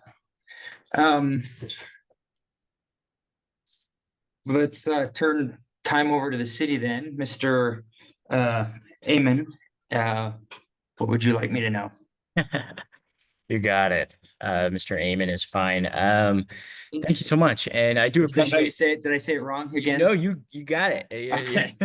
You listened. I was not expecting it, but I do really appreciate everyone's time here tonight. Thank you, and I do appreciate Nathan as well for being cordial. I do want to clarify a couple things that any denial from myself or from the planning division is simply based on whether the application and not the project meets the standard of review.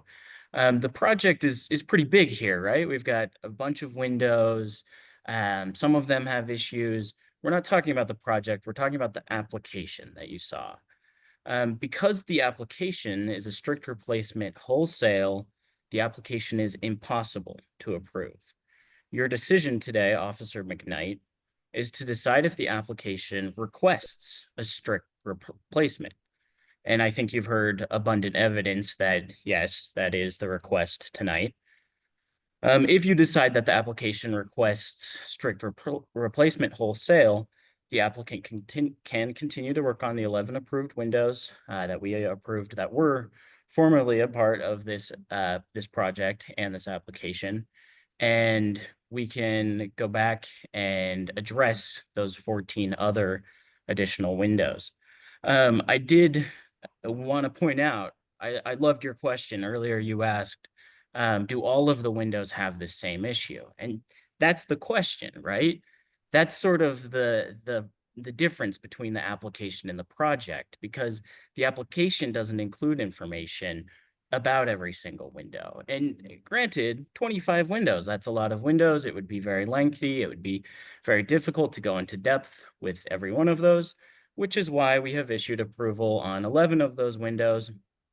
And we've said the other 14, if every single one of those windows has deterioration, I have not seen it. It has not been part of the application. It was mentioned that I didn't look at every window. Staff did not deny at any point to look at every window. In fact, site visits are a courtesy.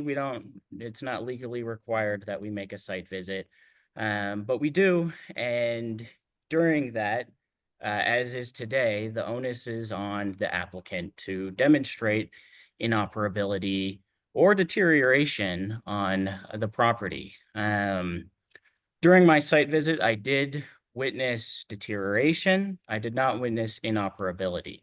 As the code and as expert analysis, as we've heard from the Steel Window Institute, and as I will present in a moment, steel windows, they require maintenance, as do every single historic home requires a degree of maintenance. And we'll get into that a little bit in a second here, but I did want to spend some of my time, a portion of my time, going through the property itself, because we're talking about a beautiful home here, and I do think it warrants taking a look at. Let me know if you cannot see my screen. I am sharing it. This is the property from the street. It's 1425 East Harvard. Beautiful home. Grant, We we cannot cannot see see your anything. screen. Thank you. That's sorry. How about now? Yes. That's why we ask. Well, here is the property in question, as is visible from the street. As you can see on the properties to the east and west, the side windows are also very visible from the street on those properties. I just wanted to take a second to run through the windows in question. They're the ones circled in red. The windows that we witnessed deterioration are in the bottom right-hand corner of this picture. This is an interior shot. I took these photos. These photos were not part of the application. As you can see, these windows appear shut, but like the Steel Window Institute says, looks are not always the full picture. This is the west elevation with those 4 windows. This is the east elevation. And finally, I wanted to wrap this with a short timeline so you can get an idea of what it means for this historic property. This historic property was built in 1927. The house was originally owned by Dr. George A. Cochran and his wife, Mary. He's a physician and surgeon. The property had two other owners, so three owners during its next 50 years. And finally, in 1999, the property was purchased by Michael and Muffy Farrow. The Farrows are no slackers. You might have heard of their name. When the reconnaissance level survey does mention a blurb about when they purchased the property, it says, when the Farrows purchased this incredible home, they started a major renovation project, which involved every room in the house and took over a year to complete.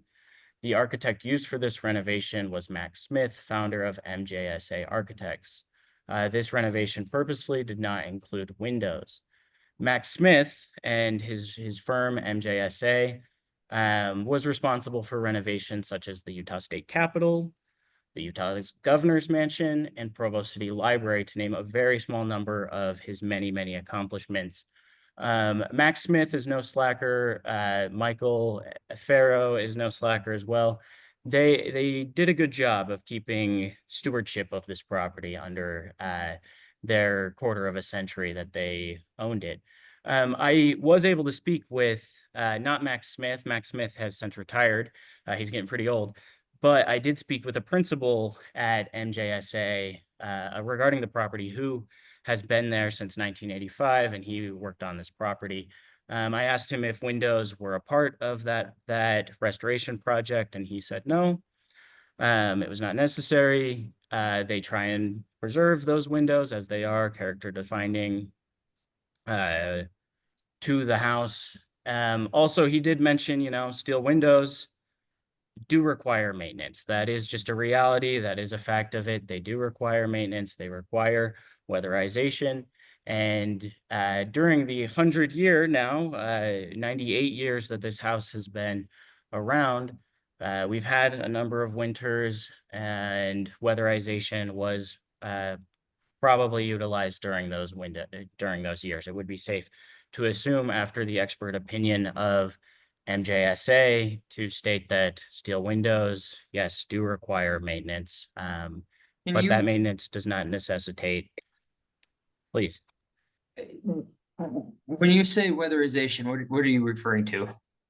Yeah, and that's a great question. And I might yield some of my time to Michaela here, but I do want to stress that weatherization we would love to talk about. We have very many resources. This application is not about weatherization. They did not include any instance of weatherization in their application.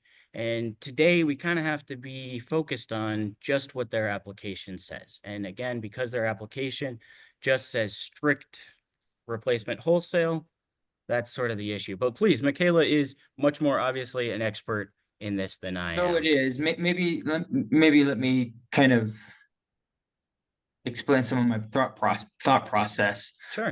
My main understanding of this case is that there's a disagreement about whether or not repair is possible.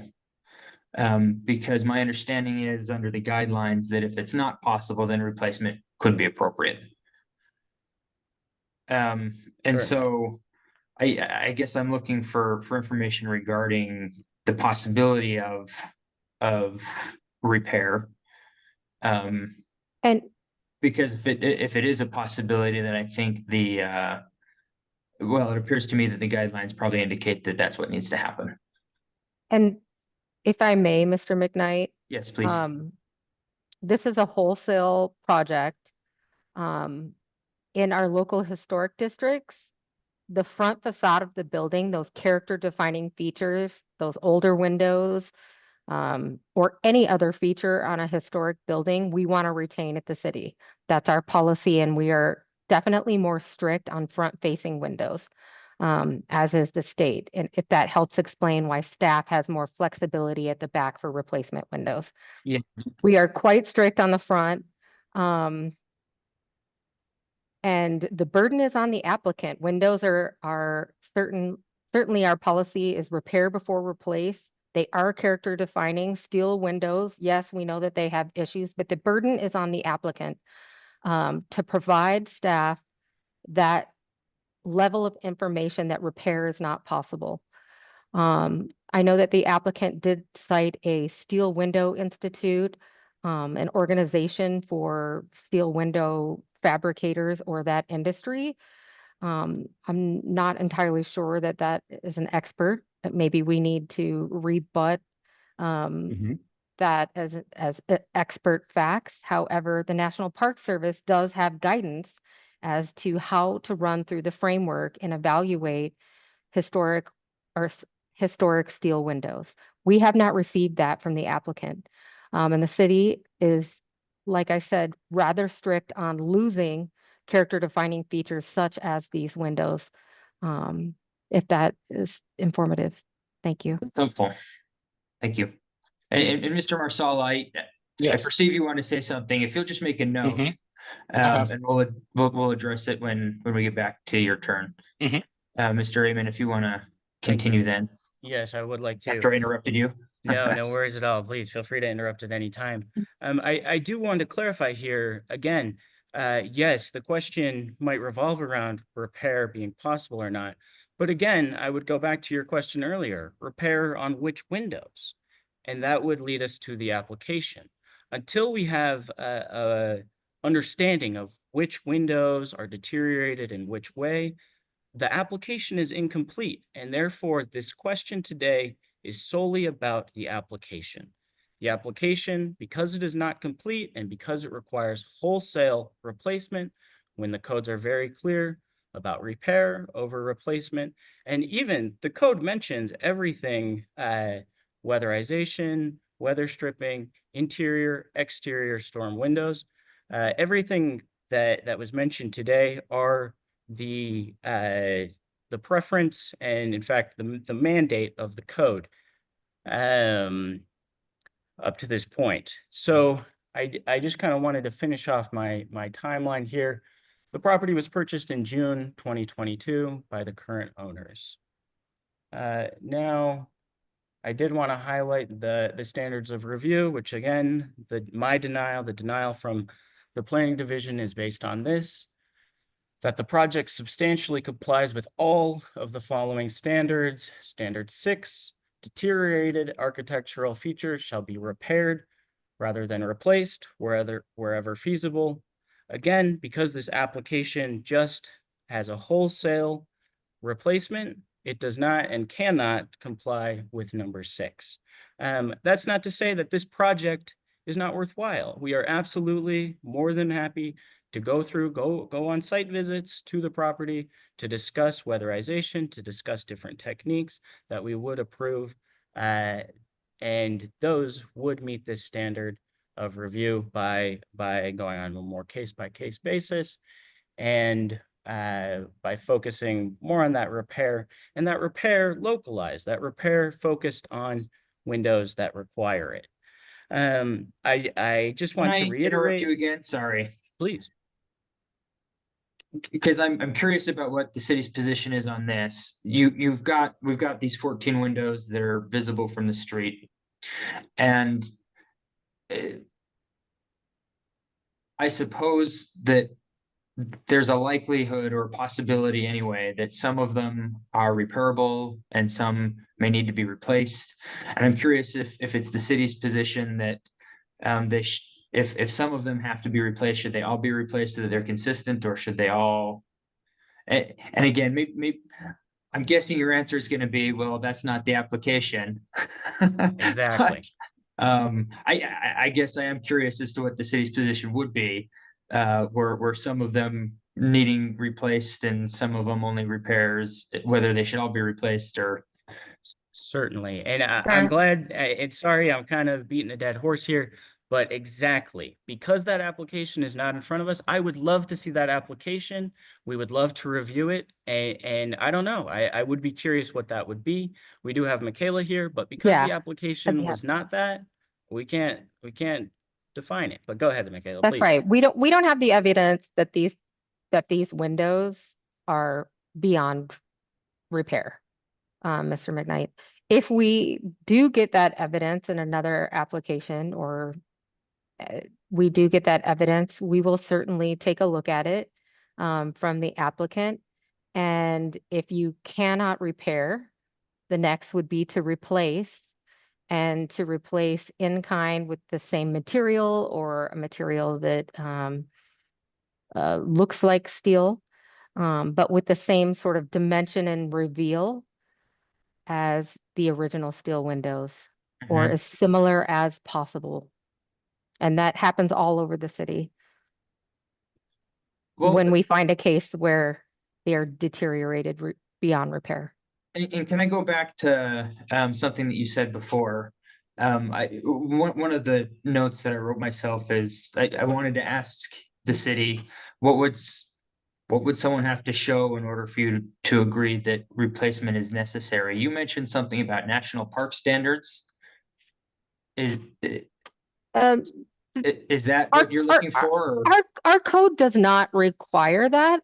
But the National Park Service puts out something called technical bulletins, where they address certain types of issues that one may have with certain aspects of a historic building, right? Whether it be steel windows, or how to put an appropriate addition on a historic building, how to provide ADA access to a historic building, all of those sorts of ways of running through the repair. If you can't repair, repair, how to look at a repair. If you can't repair, what should replacement look like? It runs through that thought process of retaining as much historic material as possible. If one finds out that you cannot, how do you replace it in a fashion that is appropriate? So that's not necessarily the standard, but it's an No, example of a it's an example of, process that you would expect someone to go through. yes, Am I understanding that right? and we share that information. Yes, that would be Okay. our expectation. Okay. Um, And that again, this is coming from a place of ignorance for me. that's okay. I appreciate these I'm trying to questions. educate myself on all of this stuff, so We appreciate that. appreciate Okay. you. Thank you. Mr. Raymond? Yeah, just wrapping up here. Thank you so much. I did want to quickly call out the other buildings. Of the 6 buildings listed, 4 of the permits predate July 19th, 2016. July 19th, 2016 was the date that the historic district was designated. Of course, any petition that happened before that date does not have to adhere to historic standards. The remaining 2 properties are 1469 and 1465. We do not have any legal authorization on file for 1469. If windows did occur on that property, window replacement, it happened illegally. And 1465, which was mentioned by Nathan, did receive administrative approval. In the case of that window, it was found that the windows to be replaced were not original to the home. Additionally, the building was considered non-contributing to the historic district by the reconnaissance level survey, and it would therefore be subject to different standards than the subject property listed in this appeal. My final point was just to bring up a couple public comments that I received. You may have seen those already, but they are from Keep Yellcrest, which is the community organization. These are experts and neighbors. They're experts by the very nature of them owning properties here for decades, much longer than a few years.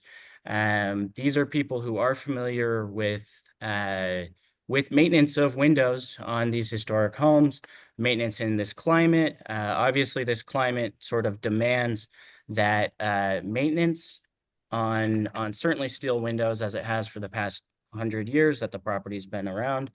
I received 3 comments from Keep Yellcrest, including the president of Keep Yellcrest, Lynn Piercing, voting against this application. Or The details commenting. of They don't those have a vote. comments?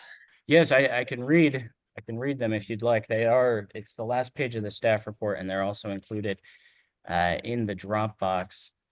I don't recall seeing that in the reply that we got from you guys. It's a public comment. They would be here, but they just preferred to send it to me. And so that's why I'm going over it here in this meeting. Hey, She said, I please. have on the last page one public comment from a Lynn K. Pershing. Yeah, I received two the past 24 hours. So Okay. Okay. So There should those are be ones two that, more in the folder, that should just be in a public comment folder. okay. And does the applicant have access to that as well? Yes, it Okay. is on the public, facing site and completely reviewable. Okay. And Me? just because we haven't heard these today, I just want to express their comment. They state that 14 windows is a lot. She says she's open to window replacement on the rear of the house. They also said, we've been through this. Other neighbors are fine keeping to the historic standard. Why not this property? Please feel free to reach out to Keep Yellcrest. They are primarily an education resource. They are more than happy to provide information as to why they would deny this request as well, and why and what they can do to mitigate some of those weatherization problems. Again, as neighbors, they are intimately familiar with this climate. And that concludes my presentation. I am curious if Michaela or Catherine or anybody from my team has anything to add, but that is it from me personally.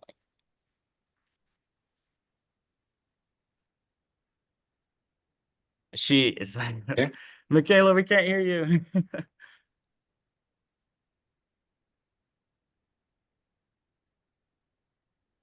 Michaela, if you can hear me, you're welcome to come over to my desk. I think she might be looking something up. Yeah, we can't hear you, Mickey. I'll jump in for a second while Michaela gets hopefully her audio worked out, but just to, cover those few points, the city hasn't permitted other people to replace their windows with what the applicant is proposing.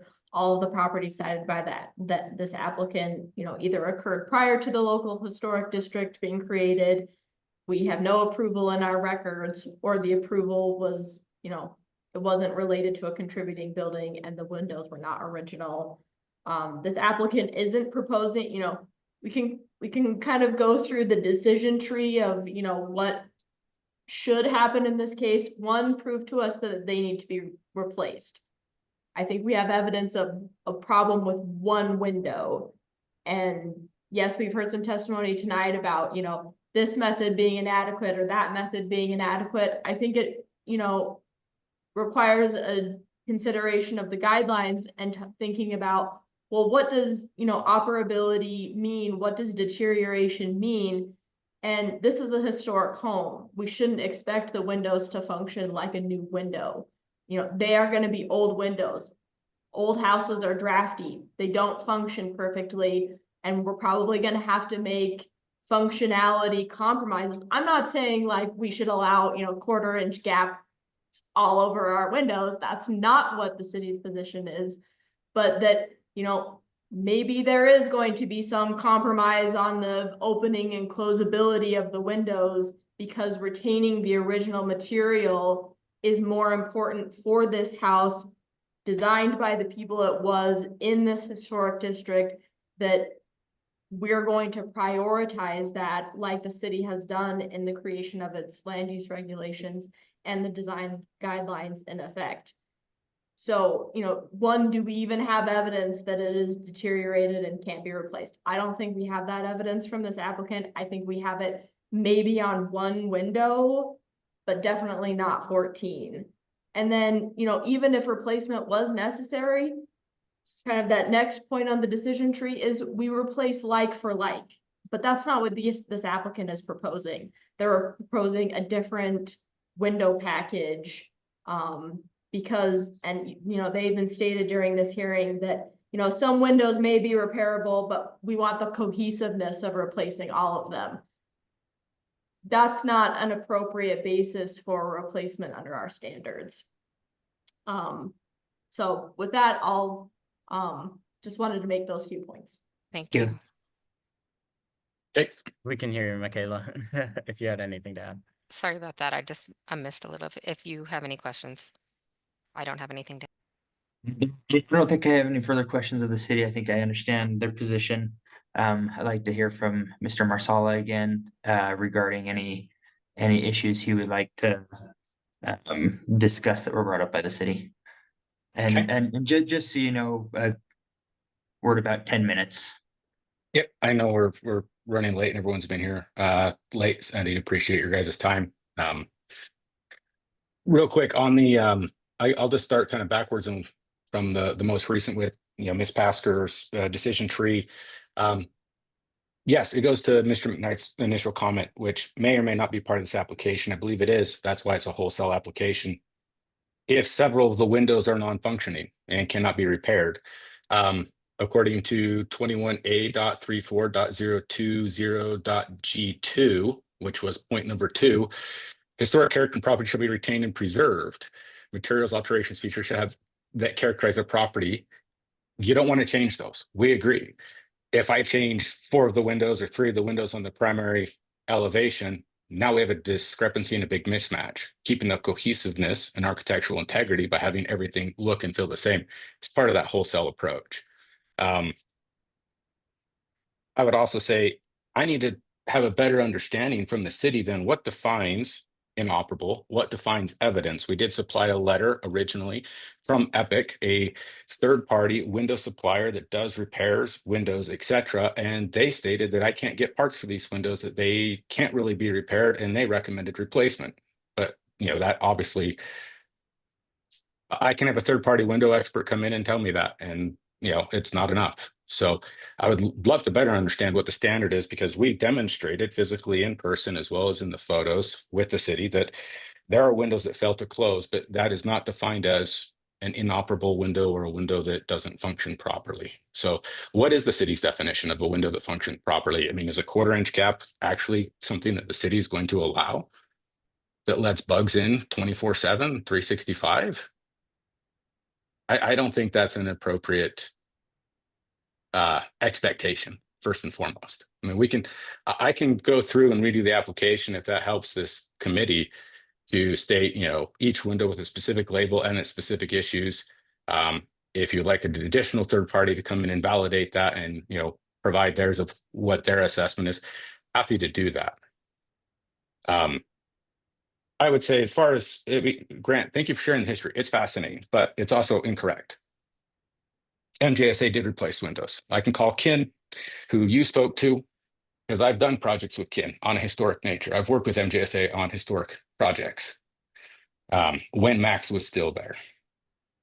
And yes, I can show you the windows that the previous homeowner, the Pharaohs, actually replaced, and doors that are Pella that they are post 1996, 1999. They're in the 2000s, and they do exist on that property, including many on that back upper window in that whole bathroom area. So to say that they didn't is false, first and foremost. The Pharaohs did. To assert that because the Pharaohs were great stewards of the home, and therefore they took care of those windows, is also I'd love to know the facts for where you're coming up with that, just because they're good people. Our client purchased that home. There was neglect. There was deferred maintenance in that home that they had to repair and take care of. Also, per that visit, your colleague Lex stated that exterior storm windows that would prevent the deterioration, to prevent that, was not appropriate for that house. And there's no evidence of a storm window ever being fit on there. And if there were storm windows that were designed for that home, they would have been with that home at the time of purchase. They don't exist on that home. They do not exist on that property. Happy to reach out to the Pharaohs and ask and even confirm. Did you call the Pharaohs? Did you ask the Pharaohs if they put storm windows up every winter? Because there's no evidence of it. And to assert that because they're good people and they did a good job with the remodel, that they did all of these other things, and that's a bold statement. I can tell you that windows have been replaced, doors were replaced by the Pharaohs on that property. It's clear as day. Tella didn't exist in the 60s, building the stuff that was there on some of these elevations that predated the application of the overlay in 2016. Need some clarification from you, Mr. Marsala. Are any of these there's 14 assumptions in this, there's that are an assumptions that issue are with- being made about the historic nature of the home, about what MJSA does or does not do to help keep the historic nature because of who they are, who Max Smith was. I know Ken, he's the current principal that took over MJSA. I've worked with Ken. But to say that, you know, a lot of this is, hey, the Pharaohs took good care of it, therefore the current homeowner neglected these. That's not an accurate statement. That might be putting words in his mouth, but that's where it's going. That's what it is alluding to, that they took great care of this. They didn't put storm windows up because they would have come with the home. They're not there. There'd be evidence on the outside of how that would have worked. It doesn't So exist. can I ask though, just to Yeah. clarify, because you mentioned that they did replace some windows. Yeah. Are any of them these 14 that are at issue? No, but they are on the same elevations that some of the 14 are, and a butt next to them. Okay. I can tell you of at least 3 French doors, another 1, 2, 3. There are another 4 or 5 on the, so primary and secondary elevations are what we're primarily concerned with. Grant, if I get the nomenclature wrong on how you guys have phrased that, primary versus secondary, please correct me. Secondary being size of the house, primary being street facing, right? There are 6 on the secondary elevations that have been replaced that are not historic, not consistent. We didn't ask to replace those because those are in fine working order, and they are the same nature, make, and model of what we are looking to put on there. I mean, and we can get like for like, if we want to go down. We're just using a metal clad wood window. Like I said, there were 0 comments about what we submitted from a historic guideline and architectural review guideline on the window package we submitted, as far as does it meet or not meet. But it is the same window pane count, it is the same mutton style, it is the same exact dimensions. None of those things are changing. It is still a metal exterior and it is still the same color. Okay. Anything else you'd like to address? I guess the big question is, if the biggest concern from what I'm hearing in this is we just don't feel the application is complete enough because you didn't label the windows, 1 through 14, and specifically state these windows 1 through 14 are the issue. This is what's wrong with each individual one. If you did that, we'd have a different viewpoint. If that's what I'm hearing, I'll go back and I'll redo the application, and I'll bring Epic, and I'll probably bring Meta or steel fabricator that does windows and doors, and I'll have their opinions included in this. I mean, if they say they're repairable, we'll repair them. If they say they're non-repairable, if I have third party tradesmen that work in this field, say we can't do this, Michaela, does that satisfy for you? Does that meet the burden of proof? Because we hear about the burden of proof is on us, but I can't hear what the burden of proof is on you, but we need acknowledgement that we need acknowledgement and evidence from you that they're beyond repair, that they're deteriorated beyond repair, and having a window manufacturer, having a window manufacturer be your expert isn't going to carry a ton of weight with the city. But Epic's not a manufacturer. Okay, I'm not sure who Epic is. Someone with some they repair, they supply, repair, and Sir, install can you let me windows. answer Please. your question, please? Thank you. We would look for an expert that has some sort of demonstrated expertise in this subject would be helpful to your application, rather than a window manufacturer or a window installer, essentially a window salesperson. That would help your application. So someone that can provide an expertise on the operability of a window, whether it should be repaired or replaced, provides repair on windows, etc. That would be sufficient. If I were a homeowner, if I were this homeowner, I would find an individual to evaluate whether these windows can be repaired and are they deteriorated beyond repair. Someone with some demonstrated expertise, not a window salesperson necessarily, perhaps a craftsman who is actually knowledgeable about this building material. That would start the conversation, sir. So I had 3 Sigma that works on window repairs and Epic come out together. They wrote a letter. They stated that I can have Meta. They do specifically metal fab for windows, doors, etc. They'll probably say the same thing. I will get that for you if that would help. I just need. We will evaluate it. We will evaluate it. That is part of the application submittal that we don't have. So at this point, I think we're wandering afar of what tonight's hearing is about. Well, not necessarily, but we're kind of putting the cart before the horse in terms of what are the next steps when the next steps are deciding what the result of this is. And so, correct. Yeah.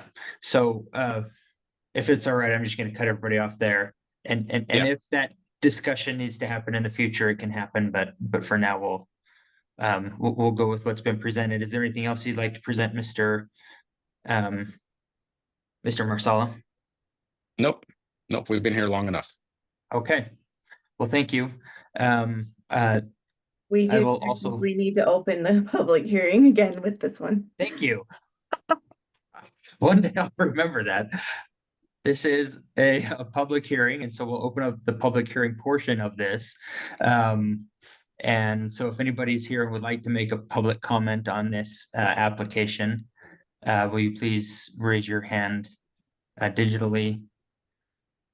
And we will give you some time to comment.